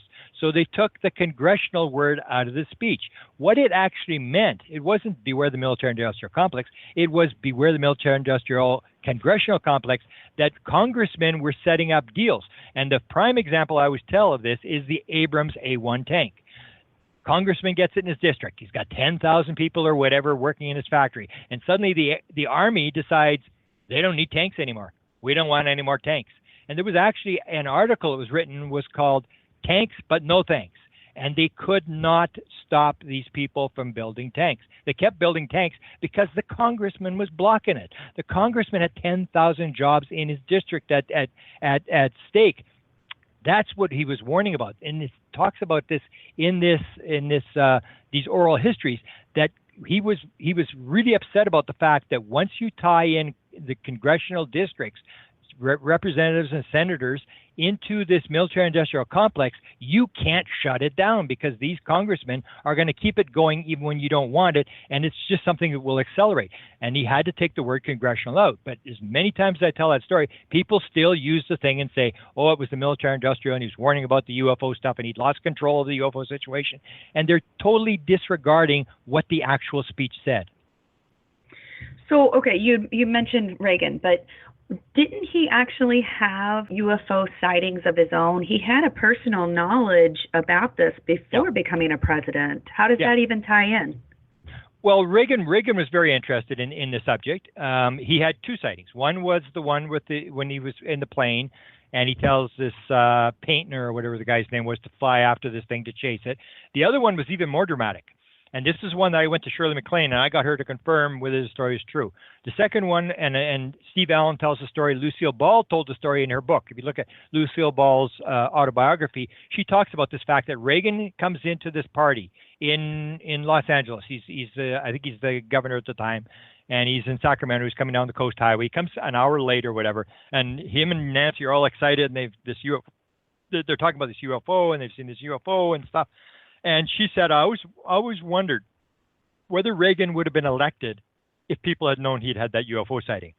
So a couple of years ago, Shirley MacLaine gives an interview to a British newspaper, and she says that Lucille Ball told her the story, and I know it's in Lucille Ball's autobiography, and that she added the part was the fact that he had not just seen a UFO, it had landed and he'd had an encounter with an alien. And the alien had told him to run for president. And so I went to Shirley MacLaine through one of her people, and I said, I want Shirley MacLaine to confirm. Was she misquoted, or is that what Lucille Ball told her? And came back, no, that's what Lucille Ball told me. So you have Reagan, who's actually like an experiencer. Same with Jimmy Carter. If you look at Jimmy Carter, I mean, you look at when I talk about UFO sightings, I say if you're an experiencer, you're an experiencer. But if you've had a UFO sighting, to me, you're still an experiencer. Because if you take a look at the John Lennon sighting of 1974, why do UFOs have lights on them? We don't have lights on our plane. We have navigation lights, but we don't have lights on the plane. So why does the UFO have lights on it? So that you can see it. Yeah. They want you to see it. Right. If you see it, you're part of the game. And you may not never understand why you're a part of the game, but they want people to see them. And everyone is all different sightings. So like John Lennon's had these big, huge marquee light bulbs on the side of the craft. And I say to people, do you really think that you need big, giant marquee light bulbs on the side of your craft to fly through outer space? This is crazy. Every UFO looks basically different, has different lighting on it and stuff, and it's just sort of impression. But getting back to Ronald Reagan actually makes this thing about this oneness thing. He makes this comment about the oneness, how the world would unite if we were faced with a threat from an alien species. Talking about that also sounds negative, though. That sounds like the potential for devastation from these creatures from beyond is very real. It sounded very negative to me. That's always stuck in my head because I don't always feel like it's a negative. I mean, if you're raising your consciousness, because of your oneness, you don't have that fear of these creatures. Why do they want us to fear them? Is it just pop culture? Is it media? Is it trolls? What's the deal? Well, it may have been his just his sort of negative view. But if you look at him in terms of nuclear weapons, that was his main thing, was to shut down the nuclear weapon thing. Or if you take a look at one of the statements I have in the appendix, is this thing where Steven Spielberg, and I don't know if you've heard the story, people always say to me, when the president stands up and says this thing's for real, then I'll believe it. And I said, well, it happened in June of 1982, and the president said it was for real, and nobody's listened, still don't listen. Right. Because Steven Spielberg, and we have the actual audio tape of him saying it, where he says, after E.T. the Extraterrestrial, there was two stories. One was a film producer by the name of Jamie Chandray, who had said, he was with Steven Spielberg in Japan, and Steven Spielberg had said to him that just before the movie ended, Reagan leaned over and he said, I bet you there aren't 6 people in this whole room who know how true this whole thing is. Yeah. And he was shocked, but because the thing ended, Reagan gets up and he immediately goes to bed. He makes his little speech, he goes to bed. But when he got up, according to Steven Spielberg, and we've got Steven in audio saying this, the president stood up and he looked around the room and he said, I just want to thank you, Stephen, for bringing ET the extraterrestrial to the White House. And I just want to let you know that there are a number of people in this room. And there's 39 people, George Bush, head of NASA, British U.S. ambassador to Great Britain. We know who all these people were, high-level people. He said, I just want to let you know that there are a number of people in this room that know that everything on that screen is absolutely true. And Spielberg said, he said it without smiling. So the ET is a more the idea where you have this alien that's trying to get back to his planet, and he's the good guy, because the original story was supposed to be a very dark story, and that he'd been warned off by NASA not to use the gray image anymore. And that's it's more like they don't want you to think the Independence Day is actually more accurate, correct? Realistic. Because he'd done the Jaws thing, and they want him to don't do a Jaws movie. Right. And so he'd done this sort of very nice little movie about and there's a lot of truth. If you look at the ET thing, there's a lot of truth to this whole story about this alien. This is the live alien that Reagan has supposedly met with twice, the EBE-2 and EBE-3, this alien that's sort of the ambassador to the United States, and is going back to its planet. And we do this exchange, the Serpo thing, which everybody thinks is absolute nonsense. But if you listen to Kit Green, who ran the Weird Desk for the CIA, he was a neuroscientist, and he said, when he was asked about the Serpo thing, he said, well, no, don't throw it out. He said, there's classified material in there. And I knew Hal Puthoff, who ran the remote viewing program. I had heard from one of his assistants. He said, I can't believe Hal's reading this garbage. I mean, he reads this stuff every day, because these high-level people realize there's classified material. It's all mixed with disinformation, but there's classified material. And that's what I firmly believe the government is doing. And I have numbers of examples of how they're doing this, that they are actually leaking material into the UFO community, and they're telling us what's going on, because you can't have people back in 1947. You have to have people acclimatized to what's happening in case this thing does break and they can't control it. It's overwhelming to think that there is so much truth that is being, I think it's crazy to think that, first of all, there are people, there are experiencers. You've spoken with them. Many people have come forward. And what amazes me is how many of these people just think are quacks. It's scary, because it is happening all around us. You think about ufologists as fools, or you think of experiencers as crazy people that should be locked up. And we've been groomed to believe that for so long. How do we get that to change? How does that change? Okay, I say the number one thing that's holding up, people say it's the government that's doing the cover-up. I say no. People say the media. I say no. They're just doing their job. They actually believe what they're doing. The number one people who are holding up the cover-up, that are behind the cover-up, is science, because science is basically the materialistic. It's the separation. You either believe in oneness, that everything's connected, there's non-local consciousness, and that there is no physical world, there's no time and space, and everything is one, or you believe the physical world. You believe the materialistic dogma of the modern scientific world. And they're running the show. In John Alexander used this stat that the National Academy of Sciences is top 2,000 scientists in the United States, and it's like the Vatican. I mean, if you say something in there, if you believe there's UFOs, you aren't going to talk about it, because, I mean, you're gone. I mean, you're going to be excommunicated. And out of the 2,000 top scientists on the National Academy of Sciences, there's only 4% of them will admit to any belief in any sort of paranormal phenomena. Only 7% of them will admit to any existence of God. So basically what you have is you have the dogma of the science that says it's a material world, and the UFO community buys into this, because we're like the Rodney Dangerfield of the sciences. Everybody's like, nobody wants to listen to us, and we want some money. We want some money for research, and all the research money is controlled by the scientific community. So everybody's trying to appease the scientists. And I say, to hell with the scientists. Let them do what they want to do. We have to establish this ourselves, because you're never going to convince a materialistic scientist, Phil Klass, Michael Shermer, any of these kind of people. You've had the debates with your friends and relatives. You know, nobody changes. Once people have their mindset, the scientific community is bought into this materialistic world, and they'll say, you can't get here from there. Time and space don't, and that's the materialistic view. So as long as science controls all the data and controls all the money and the funding and stuff like that, and as long as they control the worldview, everybody's going to try to appease them. And I hear this all the time in the UFO community. In fact, and I guess you're familiar with the Free Group and with their stuff.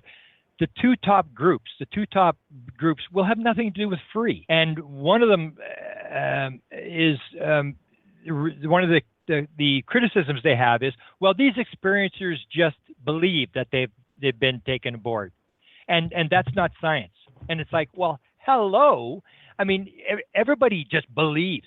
You believe you're in a physical world. The people who don't believe that these people have been taken on board are just believing it. Everything comes down to a belief. But what you do is you say, the experiencers believe and we know, and that's not true. We don't know. We've had numerous things that we thought we'd figured out. The atom is a particle, and then 1801, oh no, it's a wave, and then it became quantum physics. No, it's a particle and a wave, and we keep doing this kind of thing where we think that we've got things proved. And I always say to people when they bring up the proof argument, they say, well, the experiencers can't prove it. I say, I'll tell you what, you prove to me the world is round, and I'll prove to you anything you want, because I know how to play the proof game. It's the easiest game in the world. I don't believe it. That's not proof. There's not a shred of evidence.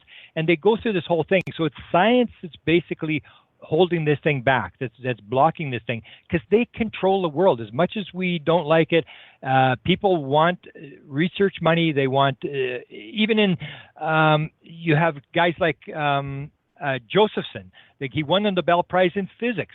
He came out publicly and said he believed there was something to ESP. He was not allowed to deal with graduate students. He won a Nobel Prize at Cambridge. He's at Cambridge University. He's not allowed to deal with graduate students. He's been totally ostracized. He's a Nobel Prize winner. And that's the whole deal. It's like the Roman Catholic Church. If you step over the line and say there's something paranormal, or that it's not a physical world, or that it's not random, you're gone. They will shut you down, and everybody wants the money. Everybody wants to. I have the advantage that I don't have the scientific degree, and I don't have a job. I don't need their money, so I will say whatever I want, and I really don't care what they say. But when you come to the UFO groups, whether it's MUFON or whether it's the UFO Congress or these things, everybody's trying to appease the scientific community because they want this recognition, and you're never going to get the recognition from them. So you might as well just go out, do the research, because science doesn't say anything. All science is we make a hypothesis, we do an experiment, we do some experiments, we do some observations, we make a conclusion, and then we evaluate, then we make a conclusion, then we make a new hypothesis. So meeting the burden of proof is always a problem. Yeah, and it's the proof game, because I say you can't prove to me the world is round. Nobody can do it. Right. And I've had it lots of times.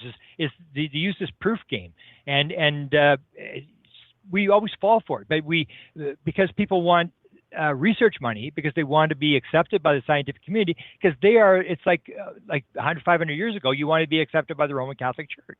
Mm-hmm. Because if you didn't, you had no job, you were ostracized and stuff like that. And so you have a situation where only the people who aren't dragged into it. Like somebody will say, well, this guy's got a PhD, we should listen to him. And I say, no, it's like, you might as well say the guy's been a cardinal in the Roman Catholic Church for 20 years. In the minute the guy says he's got a PhD in chemistry, he's got some biases that he has to overcome. He's learned one very specific thing, gone down one very specific track.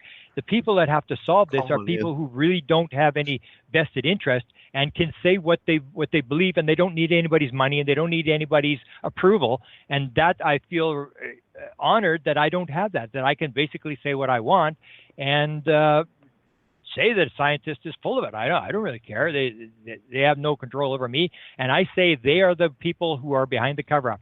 once this comes, if there's going to be there's going to be just two disclosures. It's going to be a disclosure where suddenly everybody realizes it's for real. Then there's going to be a disclosure that non-local consciousness is behind this whole thing, that they're moving the craft around with their mind, and that's how they get here. And then it's all going to come apart, because the materialistic world is going to come apart. This whole non-local consciousness thing, that's the basis of the universe, is suddenly going to become right up and bubble up. And that's what they're going to have to deal with. The fact that they've been telling everybody forever that it's a random, meaningless, materialistic world. You're a biological robot. Consciousness is an illusion. And that's all BS. And that's the second disclosure, where everybody realizes we've been had. The scientific community has been preaching like the Roman Catholic Church, and it's all wrong. So how many experiencers should it take to come forward with their own personal experience, personal evidence? How many does it take for the world to listen? I don't think if you're going to try to convince a scientist, you're not going to get. It's never going to happen. Never going to happen. There's 2,500 right now, and if you've seen the stats, right? This level 2 stats.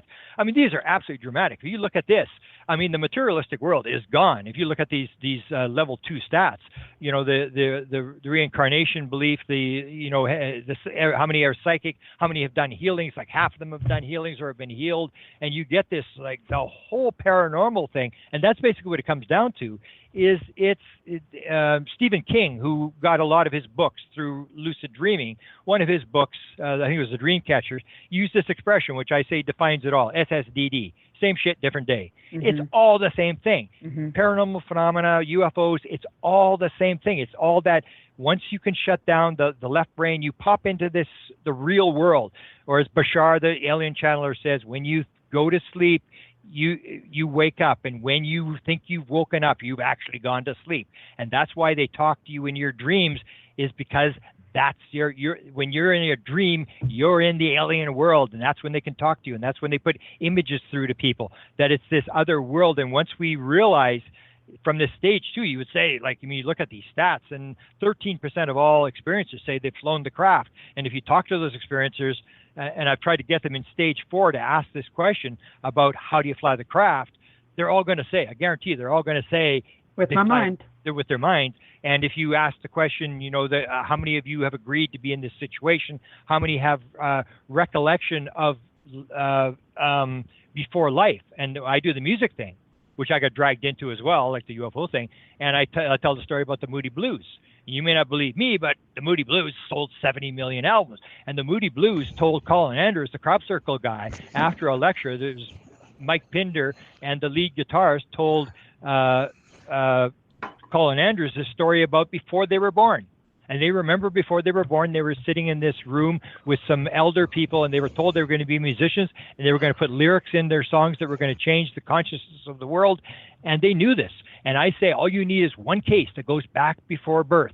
And if you can confirm it, but you're not going to prove it to anybody, if you get one case that goes back before birth, this whole thing changes. It is no longer got anything to do with the physical world. If you start bringing in reincarnation and life before life, then it is a spiritual problem. And that's what I learned through my download, was like, wow, it's like we've been totally down the wrong road. And once you start going down the consciousness road, then suddenly, like, you put on glasses and you can suddenly read the street signs, and everything starts to make sense as to what's going on. And you can actually talk to experiencers and say, you know, how does this how do you move the craft around? And you're not surprised when they say, oh, you use your mind, and everything starts to make sense as to how do they get here? How does this work? How are they able to go through walls? Well, they go through walls because if you take a look at we think it's a physical world. If you take a look, the atom is all space, then the nucleus is all space, and the subatomic particles are all space. It's 10 to the 52nd pieces of space for every piece of supposed matter.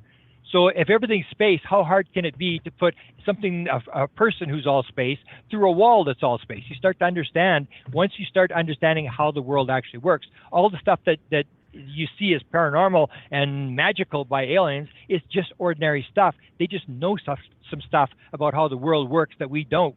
They haven't got all these bad assumptions as to how the world works. We actually have a caller. Would you be willing to answer a question? Sure. All right. Hold on one second, please. Let's preface this caller, because Oh, okay. Russ, Russ, Grant, Russ is my Monday night co-host. We do shows. Shooting from the Lip. We do 3 shows per week, and there's different themes. And my guy Russ, now check this out. Russ is an atheist because you touched on religion, and I want to ask you I want to get your perspective on the whole religion thing when it comes to ufology, aliens. But my guy Russ is on the line. He's been here over my shoulder, actually somewhat annoying me for the night. But Russ, here. I'm here. You have your take on the whole paranormal, the whole ufology thing, and you were over my shoulder reading Grant's bio. Now, you wanted to call in and ask a question, but don't offend our guest, Russ. A guest. Don't. I don't offend anybody. No. No. I'm just my main curiosity is from a purely pragmatic standpoint. It's our visitors here that come are there's only one of two possibilities as far as I can see. Is one, they have ultra warp speed, or they have a wormhole type of situation. I'm just wondering how they get here, through the warp speed or the wormhole.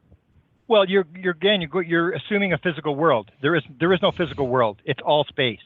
It's all space. And when they asked Ben Rich, who ran Lockheed Skunk Works, who has always been rumored to be the back engineering the flying sausage stuff, when they asked Ben Rich, how did they get here, Ben? How does it work? He said, "What do you know about ESP?" That was his answer.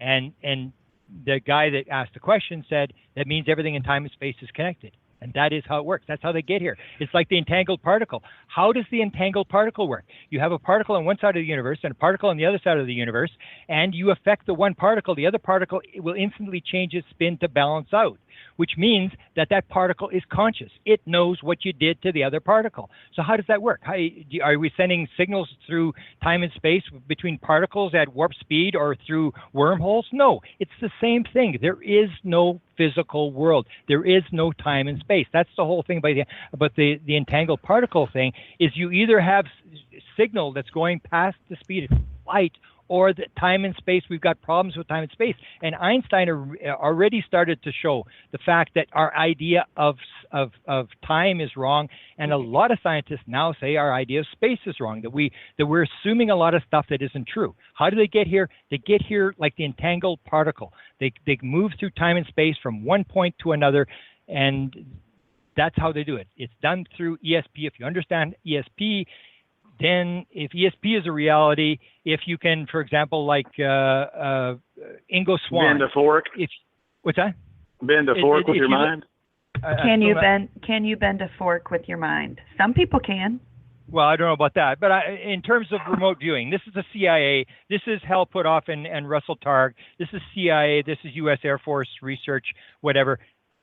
Absolutely will say it is as easy to remote view on the other side of the planet as it is in the next room. It is as easy to remote view in the past and the future as it is to remote view in present time, which means that when it comes to consciousness, to remote viewing, time and space are not factors. There is non-local consciousness. That's what it's all about. It's non-local consciousness. It's not a physical world. It's all and if you can explain non-local consciousness and the entangled particle commercial experiment through a physical world, well then fine. But I don't think you can explain that. Can you explain the process? Yeah, it sounds like a lot of stuff. Can you explain telekinesis to Russ and our listeners, though? Because I feel like that's pretty important, also.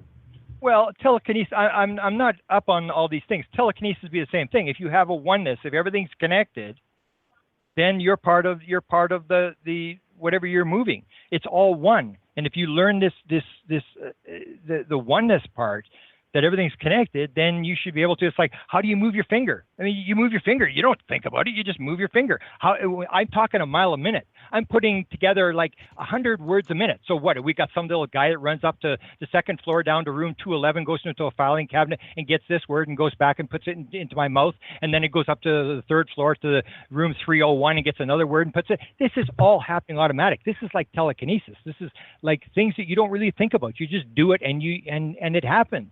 Grant, for the record, let's be honest. how many words a minute are you really putting out there? I'm challenging you. I think you're putting more than you're letting on. Yeah, and that, but the point basically is how do you actually move this kind of stuff? Because in the scientific community, they'll say, oh, it's all random. It's material and it's random. So they'll refer to these experiments where they'll tell a guy move this object or whatever, and that the hand starts to move before they actually get a reaction in the brain, which means that it's random, that you and I aren't having this conversation. If you go to the real materialistic dogma, you and I are not having this conversation. This is just a random event in the universe. It was determined at the time of the Big Bang. We do not have free will. You did not decide to interview me. I did not decide to talk to you. This is a random event. It's all random. And this is where it's sort of, to me, is like the train goes off the track. It starts not making any sense whatsoever. And that you have things that are happening because you can actually control them. And to me, telekinesis is moving fingers, it's moving your mouth, you don't have to think about all these things. And I say the world is not random, it's pattern. It's following pattern, it's learning, and it's following pattern. So I understand this is very difficult for some people to understand, but let's move on and talk about how Hillary Clinton, I mean, she's obviously a forerunner in this game that we're playing, but how would her husband, being former President Clinton, how does she really think that she is going to pull off maybe disclosing this whole alien topic? I know that it's in the works. That's one of the little things that all of the ufology community is talking about. Oh, she's going to do it. She's going to tell us. Oh, she knows. She's going to know. She's going to tell us all. Why do we feel like she may be a person that just goes and helps our disclosure? Grant, before you answer that question, because last week, Tiffany, if you remember, we did a show with the guest, and I brought up the Vegas does a fucking does a line with Vegas will give odds to everything. And one of the things that we brought up last week, Tiffany, if you recall, is that Vegas has a line that Obama or someone within this group that we know as our presidential group, this year, the odds dropped from like 1,000 to 1 to like 25 to 1 that the current administration will acknowledge alien existence, some type of something with acknowledging something to the fact that they've been here, they're here, whatever. My point is that, Grant, is it to you? Is this new news? Because to me, it's like, to me, they've always been here. So for Vegas, who I would think, because it's business dollars, is in touch with what's going on in the world, can lay down a line that the odds right now at the end of the year that something will be disclosed. Do you feel like we're close to, in our lifetime, getting the real truth when it comes to life or existence outside of? I look at it different. Everybody looks at this disclosure as being, they're going to drop everything on the table all at one time, and they're going to give everything and confirm everything. They've disclosed so many times, not even funny. I told the story about Reagan.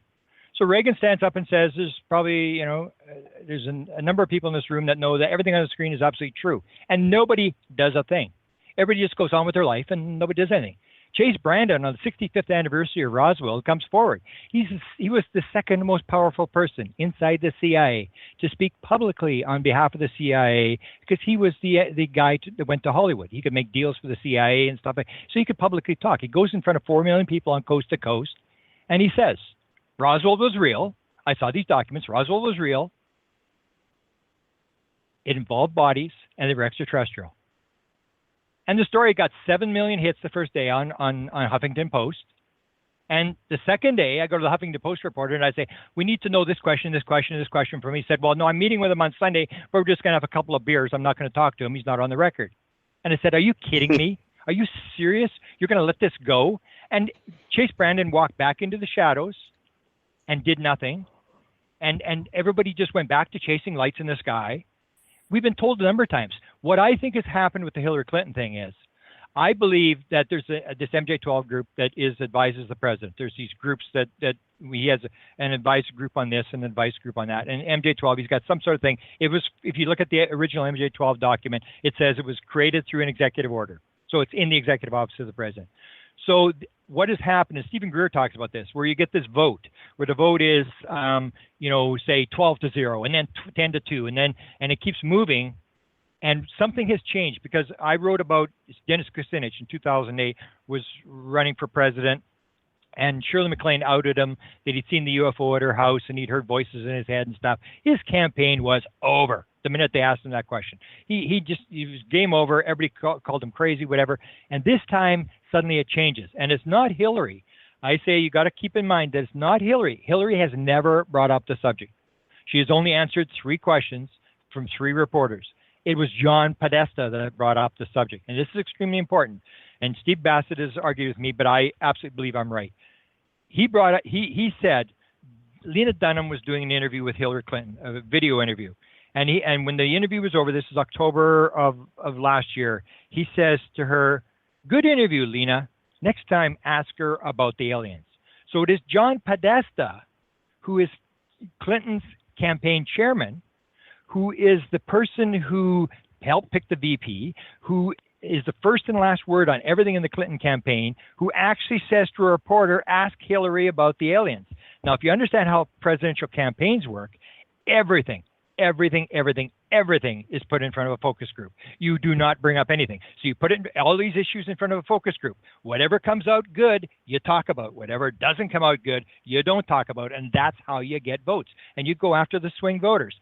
Because John Podesta asked them to ask Hillary about the aliens, he had to have put this in front of a focus group. He had to have done this. Because if somebody asked her about aliens and she went down 20 points in the poll, John Podesta, who's the most powerful Democrat in the country, would go down in history as the stupidest man in the world who destroyed a $1 billion campaign in 2016 by bringing up UFOs. The issue has changed. He has polled it in front of a focus group, and it is no longer the toxic issue it was before. So when I look at that, so you look at that, and then the other thing is they're never going to disclose the whole thing. They're doing this little bits and pieces, and disclosure comes in little bits and pieces, and they have disclosed. For example, in this campaign, John Podesta said in Las Vegas on the TV camera, and everybody ignored it, he said, there are classified documents that can be declassified. That's disclosure. Everybody says the official position of the U.S. government is there are no ETs visiting the Earth, and we are not covering up anything. We have released all the documents. John Podesta, who was the chief of staff for Bill Clinton for 3 years, said there are classified documents that can be declassified. To me, that's disclosure. He is actually saying there's a cover-up. Number 2, Hillary Clinton says they may already be here. She's the first high-level person that's ever said that. A lot of people, like Bill Clinton, would talk about when he got the Mars meteorite in 1996, would talk about, possibility of life on Mars and out there in outer space, whatever. Lots of people will talk about life out there. Sure, it's very easy to believe that there's life on other planets. It's another thing to say the whole thing about the materialistic world. It's another thing to say they're coming here, because it's impossible. You can't get here from there. It takes too long. You need too much energy. You can't store that much food on the trip and all this nonsense. So that's a big thing where Hillary actually says they may already be here. So you get these gradual things. Now, what she has said is, if I can get agreement, which means that this comes down to this voting thing, that there is a group, whether it's the MJ12 group, whether it's the head of NSA, the head of Director of National Security, CIA, whatever the group is, if I can get agreement, and if it's not national security, I will release as much as I can. And this is where it comes to when we started about why does the president know, is because everything is done through executive order. The president can disclose as much as he wants, everything at the same time. And the examples I show is Podesta, who's big into open government. That's why he wants us out there. Him and Bill Clinton in 1995 disclosed 1 billion pages of material. In one move of a pen, Bill Clinton signs an executive order because he's in charge of security. And he says anything that's over 25 years, unless you've got a good reason, has to be declassified. 1 billion pages gets declassified. 1996, all the satellite stuff, all the Corona stuff, one stroke of a pen, Bill Clinton signs it, and all that stuff is declassified. 1994, one stroke of a pen, he declassifies 15% of all the material in the National Archives, all the World War II records. The president can disclose. The thing is, what is she going to be comfortable with? I think it's going to be a gradual type disclosure where we've discovered this or whatever. But the big disclosure, I am still on the fence. I don't think that that's possible, because if you read my article on the reasons the government's decided not to tell the truth, there's just so many things that can go wrong. And politicians are gutless wonders. They are not there to do things. They are there to get elected. They are there to get your party elected. So you have Donald Trump and all the people are still supporting him because they're working on the party. We're trying to unite the party. We're trying to get people elected. So politicians, if they see all this stuff that can go wrong, they're not going to want to move on it. So I think it's going to be a gradual move. If Hillary does anything, it's going to be a gradual thing. It's not going to be they're going to dump everything on the table, because most of it's classified, and you don't want to put it on the table because are you willing to give it to Al Qaeda and ISIS? Because they're not going to use it to stop global warming. They're going to use it to kill Americans, and that's the kind of stuff that if you're the president, you've got to keep that stuff off the table. You cannot allow this stuff to come out. Grant, we have a question from a listener. The question is, what is the big secret if aliens or extraterrestrials are actually here? Why is this something that is being kept so close well, and quiet? You'd have to go to my article. I say the number one reason to me is it's all military. It's got to do with what's called military lead time. So in World War II, you built the atomic bomb. Everything went black. All the stuff on nuclear power and stuff like that, all the stuff was pulled out of the medical journal, or the journals, scientific journals and stuff, and it goes black. Because basically what you want is, if you're developing weapons, the military is developing weapons out of this technology, is you want it so that if you use the weapon, like the atomic bomb, we dropped the atomic bomb on Japan, and then the people go running to the emperor and they say, man, they just dropped this atomic bomb, they killed 100,000 people, and what are we going to do? And the emperor says, well, we'll just build an atomic bomb and drop it on them. How long is it going to take? And the scientists say about 8 years. If it takes 100 years to develop this thing, if you use it, you want to be that far ahead. It's called lead time. So the reason you don't want to disclose it, Scott Jones, who was one of the guys who briefed Clinton's science advisor, told me a story. He worked for Claiborne Pell, the head of Foreign Relations Committee in the Senate, top-ranking Democrat in the Senate. And he went to the Chinese, and he was talking UFOs with the Chinese, high-level Chinese, very high-level Chinese people. And he said to the Chinese, why don't you disclose? Why don't you beat the Americans to it? Why don't you disclose? And they said, let us tell you this. When the Americans disclose, we'll be a close second. And what it comes down to is everybody wants everybody else to put their cards. We're playing a game of cards. And you've got part of the cards that are needed to solve this mystery. The Russians have cards. So whoever lays down their cards first, you're going to take the chance that you're going to give the Russians the 20% that they need.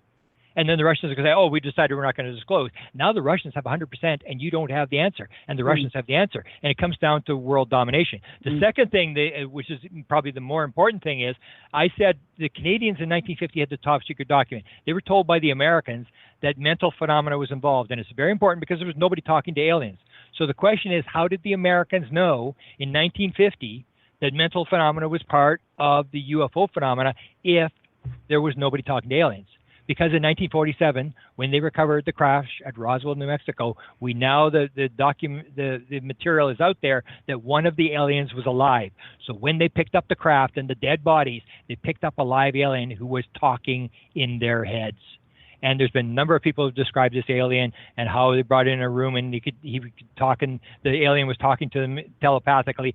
This is really classified stuff. I mean, if you can go to Putin and talk in Putin's head and tell him he thinks, I'm God and I want you to do this, or I'll go to Al Qaeda or ISIS and talk to their leaders and put ideas in their head. This is very powerful stuff. This is the kind of stuff that's classified. The most highly classified secrets are always going to be military weapon secrets. And the consciousness thing, I think, is even more classified than the whole thing about the what it's made of how they get here. It's that mental phenomenon, it's that non-local consciousness thing, because the amount of technology you can develop from that is just got to be just unbelievable to see that this, and that's why I think the CIA worked on LSD in the 1950s. Not that they wanted to work on LSD, they were trying to unravel consciousness. They were they had this live alien, and that's why they told the Canadians that mental phenomena was involved in 1950, because they knew this consciousness thing. And that's the bottom line to the whole UFO thing. If you understand, is that this is the key to how it all works. And this is where you got the real technology, not just what kind of metal you're going to use and how you can fly the craft. Everybody's always wanted, and I when I do my lecture, I refer to, you think that this stuff is not real. All you have to do is Google search F-22 and rat. And what you're going to do is going to pop up a video out of the University of Southern Florida where they take 20,000 neurons. We say, well, I always tell people when I do this lecture, I say, how many people in this room can fly an F-22 simulator? And nobody, I've never had anybody put up their hand and say they could fly it. They take 20,000 neurons from our rat brain. They put it in a petri dish, and they wire these electrodes into the bottom of the petri dish. And then they wire it into an F-22 simulator. And they teach these 20,000 neurons to fly the simulator. And then once they got that going, then they changed the weather, and they put high winds and thunderstorms and stuff. And this rat brain continues to fly the simulator. And so you take it like that, this whole symbiotic relationship thing where you're using the mind to fly the craft. That if you can teach your pilots to fly a plane without the joystick, just by using their mind, this is incredibly powerful stuff. So there's incredible technology, incredible amounts of stuff. This thing is so much farther beyond. Dr. Walker, the first time we talked to him, he said, let me tell you this, you're wasting your time. You're up against the windmills. Unless you have the mind of Einstein, you are not going to understand this. Go and study something else. This thing is so far beyond anything we have in science. And so when you're a military guy and you say it's me versus you, the separation, they don't believe in oneness, they believe in separation. We are Americans, we're the light on the hill, we're God's chosen race, and everybody else is evil. We got all these evil people. We've got to protect ourselves against these evil people. Then you start looking at that, and you want this technology to protect the United States and to fight all these evil enemies that we have all around the world. It all comes down, main thing. But there's 63 or 64 other reasons in stuff. When you start looking at it, I can't see anybody disclosing if you see all the things that could go wrong and all the things that go out of control. Because a president, you don't want to put the president up in front. For example, you don't want to put the president up in front of the people where they say, Mr. President, you are constitutionally responsible for protection of the American people. It's been estimated that millions of people have been abducted by these evil aliens. What are you doing to stop it, Mr. President? It's been estimated that 10,000 cattle have been mutilated by these. Are you saying that they did it and you didn't do anything? I mean, it's just a nightmare. The president has to be in charge. You're not going to put the president out in front of a news conference where he looks like a total idiot and doesn't have the answers and has been lying to the people. That's the kind of stuff that stops them from disclosing. Sort of feel that when it comes to experiencers, I wonder how many people around the earth will sort of be activated when the time comes. When will people sort of have this knowledge, maybe just this acceptance of the knowledge? Is that something that you think will be coming in the near future? That's one of the big mysteries. When I talk to experiencers, I take it you're an experiencer. Yes. When I talk to them, I'll always say this thing about, the rapture thing. Mm-hmm. And do you think it's going to happen in your lifetime? And everybody always says, yeah, I think it's going to happen in my lifetime. And the number one question is, what's your mission? Do you have a mission? Everybody says, oh, I got, and you say, what is it? I really don't know. I mean, and that's where it really gets questionable as to what's actually going on. People will talk about this thing that they think they're going to be sort of, calming people down, or they're going to be doing something, minor type things. Everybody talks about it, but it's almost like the sitting on top of the hill that this has been going on for so many years. You start to wonder, I mean, is this a real event that's going to happen, or is it something that's more sort of philosophical ideas they're trying to put in there? Because I really can't understand that where people, and I've talked to a lot of people, or the rapture event where people will say to me, I'm going to get taken and my husband won't be taken. And I go, really? And I said, didn't that sort of piss you off? And the girl I talked to, she said, well, yeah, but what are you going to do? Mm-hmm. But you hear this story all the time that some people will be taken, some people won't, and into this fifth dimension thing, and it really gets bizarre. But what I would say in terms of experiencers, And you can see the MILABs. And the MILABs make sense. This is the whole idea about the evil government. I mean, if you're the government, you're trying to figure out what's going on too, and that's why they're re-abducting these poor experiencers. They're trying to figure out what's going on as well, and so they re-abduct the poor experiencers, and they're trying to find out what did the aliens tell you, what did they say to you, and they're working that sort of angle.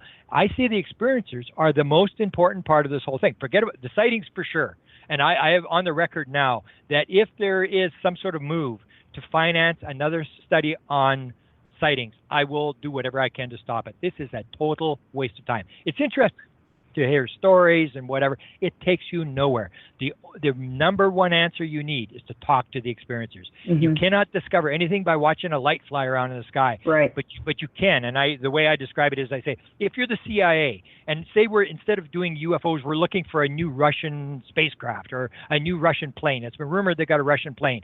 So, okay, all you people, all you agents, you go into your backyard for the next week and stand in the backyard and watch the sky. And then they'll come back and report to me. And everybody comes back and says, well, I saw this blue orb and I saw this and whatever. It tells you nothing.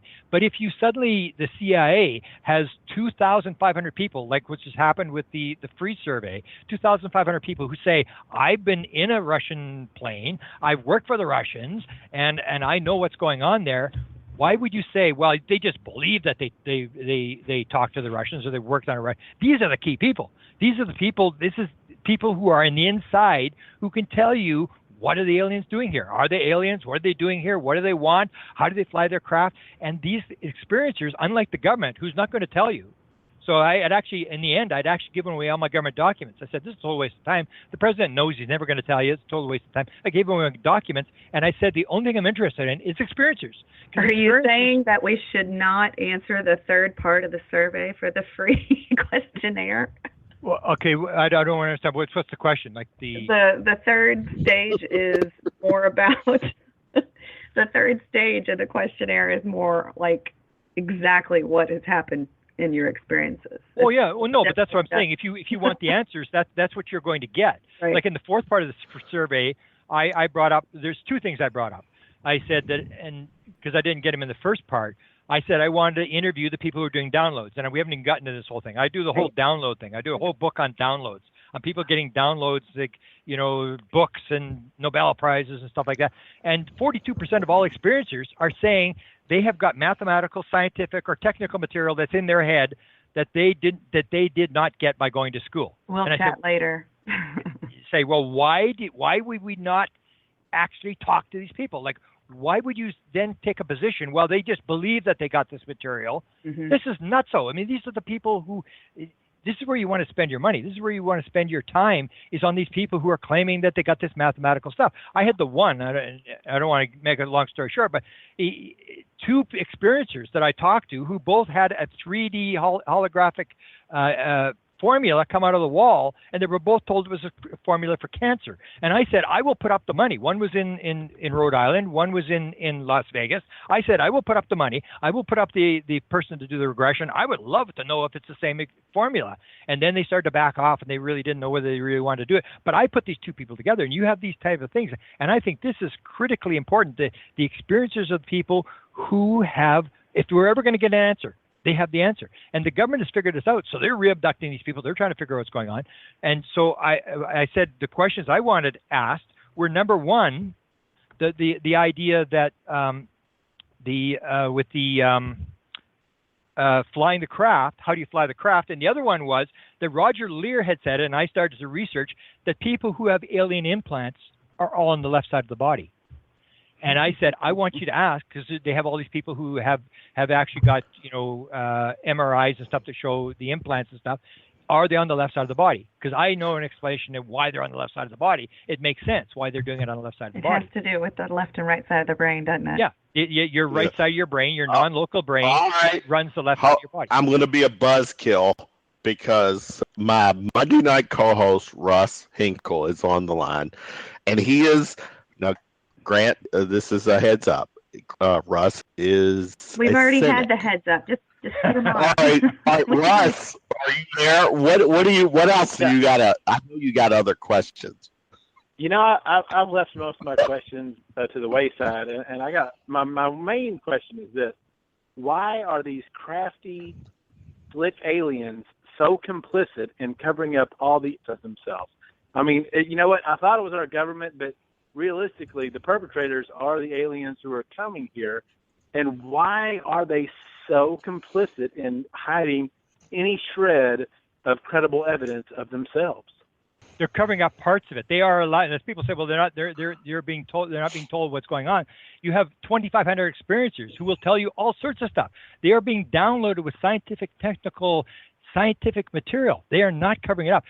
But what you can't do is you can't do your kids' homework for them. It's this idea that you can't come in and say, like the American idea. You're thinking like an American. We're here, we're going over to the Middle East, and we're going to tell these people how to live their lives, and we're going to change this, and we're going to change that, and we're going to change everything. You can't do that. We have to learn this in this planet. You cannot do some kids' homework for them. So what they're doing is they're leading us little bits, piece by piece, and they're allowing us to learn the lessons ourselves. The Canadian government, the guy that ran the Canadian government program, was an experiencer, and he was in contact with an alien by the name of AFA that the CIA was channeling in 1959. There was a number of people had this alien that they were contacting, and the message they got from AFA was, unless there is a nuclear war, they are not going to step in and do anything. They are going to allow us to learn our own lessons.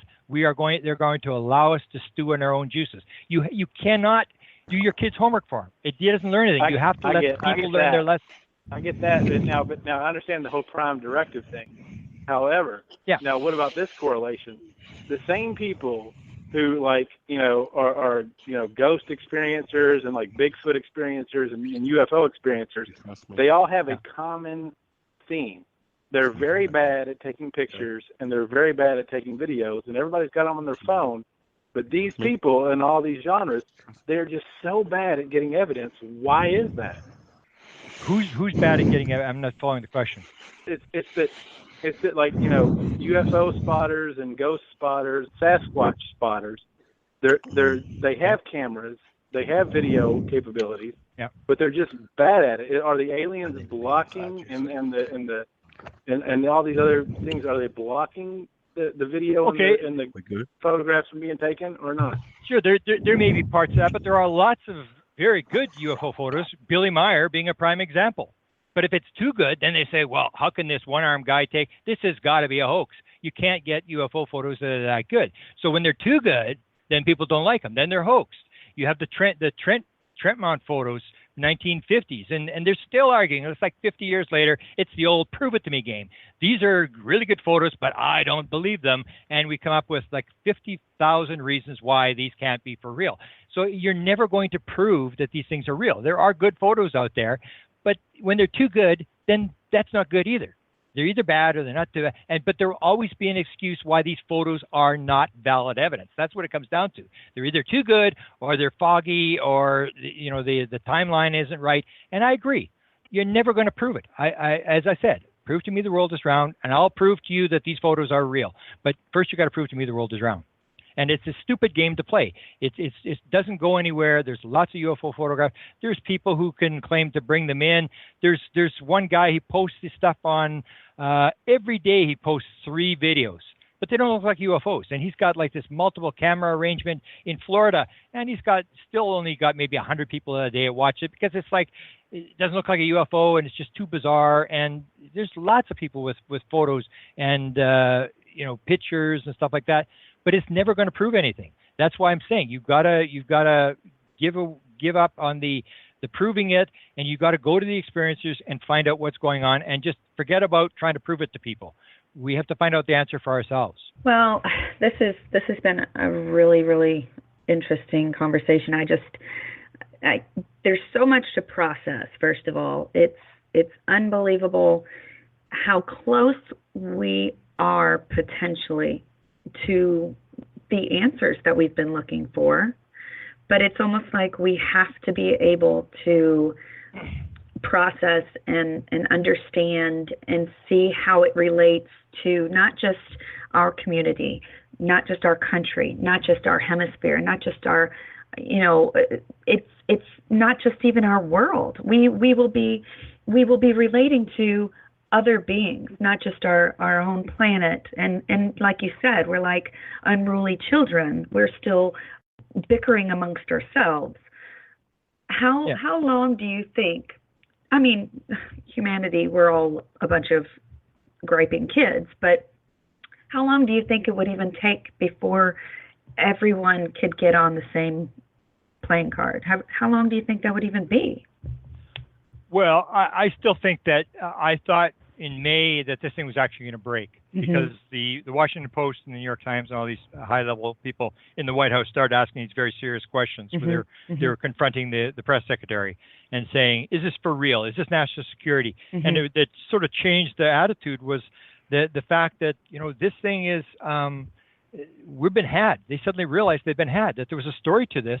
And the one woman, the African-American reporter, who actually said to the press secretary, you're not going to get away with this. And he said, well, you just keep trying.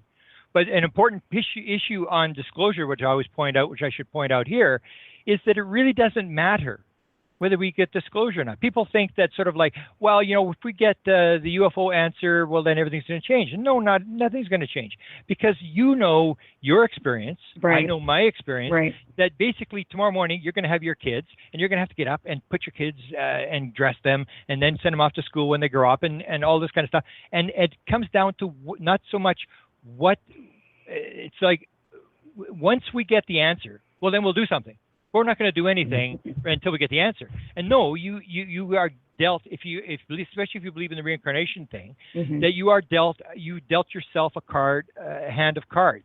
And it's what you do with what you've got. So it's not so much whether I'll do something if disclosure comes, then I'll get off my rear end and do something. No, it's you've been dealt an experience, a situation in the UFO community. And to me, it's like whatever my thing was, I feel honored that I got to play this game. I mean, right. I could have been born an untouchable in the streets of Calcutta, spend my days in the junkyard looking for something valuable enough to buy for food for tomorrow. I got to play in this Super Bowl of all stories. I think this is fantastic. And to me, it comes down to I need disclosure to validate, and so I can go to my friends and relatives and tell them I was right and you were wrong. That's got nothing to do with it. It's got to do with I've been dealt this card. I've been part of this thing. What am I doing to move the ball? And that's what it really comes down to, is whether we get disclosure or we don't get disclosure, you and I still are supposed to be doing something. We have come into this world to do something, and we're supposed to do it.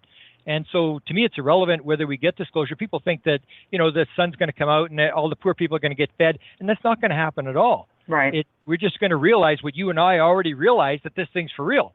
If you've had a direct experience, people can talk until they're blue in the face. Right. You know what you saw. I know what I saw. I know this thing's for real. And so it comes down to, for us, disclosure's already taken place. And so it still comes down to what are you and I doing with what we, as the Bible says, too much is given, much is expected. Edgar Cayce said, knowledge not used is sin. It comes down to what are you doing with what you've been dealt. Irregardless of what happens in the future, it really doesn't matter to me whether disclosure comes or doesn't come. I'm still supposed to be doing something right now. Well, and I do agree with that, because when it comes down to my experiences, I have a husband who doesn't believe. I mean, he believes that we're not alone, but he doesn't believe that any of us as individuals are being contacted, and he just doesn't understand it.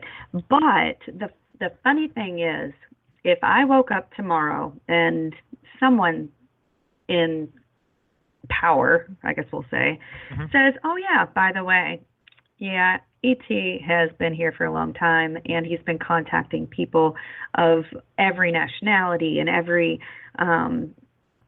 stage in life. And my husband would eat his cereal and go to work, and I'd be like, ha, I told you so. And it would not affect him in the least. Yeah. But you know what? I'm doing this so that my children have an open mind, and they are not scared of the future that is coming. And I do think that everyone has to have a strong base of belief that things are going to turn out okay. Life is good. Work hard. Do what you're supposed to. Take care of your family, and you'll be fine. But I don't know. Is it going to make a difference? Probably not. Well, I used to know, I don't know if you've ever how long you followed all this stuff, but Angela Joyner, who broke the Stevensville, Texas story, she was a reporter for the small town newspaper, the biggest newspaper they ever sold when this thing was heading for the Bush Ranch and all these UFOs are being seen and stuff. And they told her after the story broke and they sold all these newspapers, then she had to do the front page and she had to do the court and all this stuff. And she wasn't doing her work. She was just doing all this UFO stuff. And they said, okay, that's it. Quit the UFO stuff. Forget it. Get back to your job. Do your regular job. We can't be writing your stories for you. And she said, well, what do I do about these people? All these people are phoning me with all these sightings. And they said, ignore them. and she couldn't do it. And she got caught on the phone talking to the Dallas Morning News, and they thought she was interviewing for a job, and she got fired. And so she never recovered. She never ever really got a job after that that really paid to do this. And I said to her, well, Angela, I mean, it may be tough now, but you got to realize that 500 years from now, I mean, your great-great-great-grandchildren are going to say, that was my Angela, she was my great-grandmother, and she did this and stuff. And so you're building a history that we're looking at now, and we always look at, it's tough and like experiencers. And I've been in big rooms with like 100 experiencers, like at UFO Congress, and they start whining, and I say to them, you got to realize that you are playing in the Super Bowl. That you have been given this hand, that you are doing this kind of stuff. And you can see them just sort of sitting up in their seats, and they realize this is true, that you're playing in this, like it's almost like being at the time of Jesus, the signing of the Constitution, that years from now people will say, man, they must have been so lucky, man. And you'll see it completely different, that we actually were here when we realized that something was going on, maybe not because we were so smart, but because we got dragged into it. I didn't have anything to do with it. You guys didn't have anything to do with it. That we just sort of got dragged into this thing. But it still comes down to, I think it's a pattern that your husband, my family, of course I'm more prominent. I've written books and I've lectured all over the place where they don't say anything, but they're not interested. My girlfriend, when I'm in a cocktail party, and there's always someone who knows I'm into UFOs and wants to come and get the latest stuff, my girlfriend will actually get up and go to the other side of the room. and has all my books, but has not read any of my books. I give her my book, sign a book every time I write a book. And that's, I think, the part of the pattern. And that's almost like you need that. It's almost like that's part of the pattern, that you get stuck with people who don't believe you. It's growing a thick skin. Yeah. I think it's part of the deal. I've never really seen, very rarely have I seen at UFO conferences where a husband's with his wife and they're both really into this thing. That's very, very rare. It's usually you're oppressed.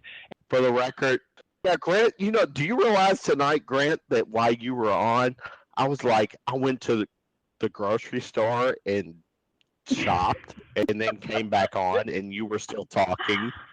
Oh my goodness! There's actually a story. Let me tell you, there's actually a story about this. Steve Bassett is famous for this as well. You ever heard the story about Steve Bassett on Coast to Coast? No, what was it? Where George Norrie's interviewing him on Coast to Coast, awesome. And George's got a cold, and so he asked Steve the question, and of course Steve starts talking or whatever, and he goes, "Holy cow! I gotta get something for my cold."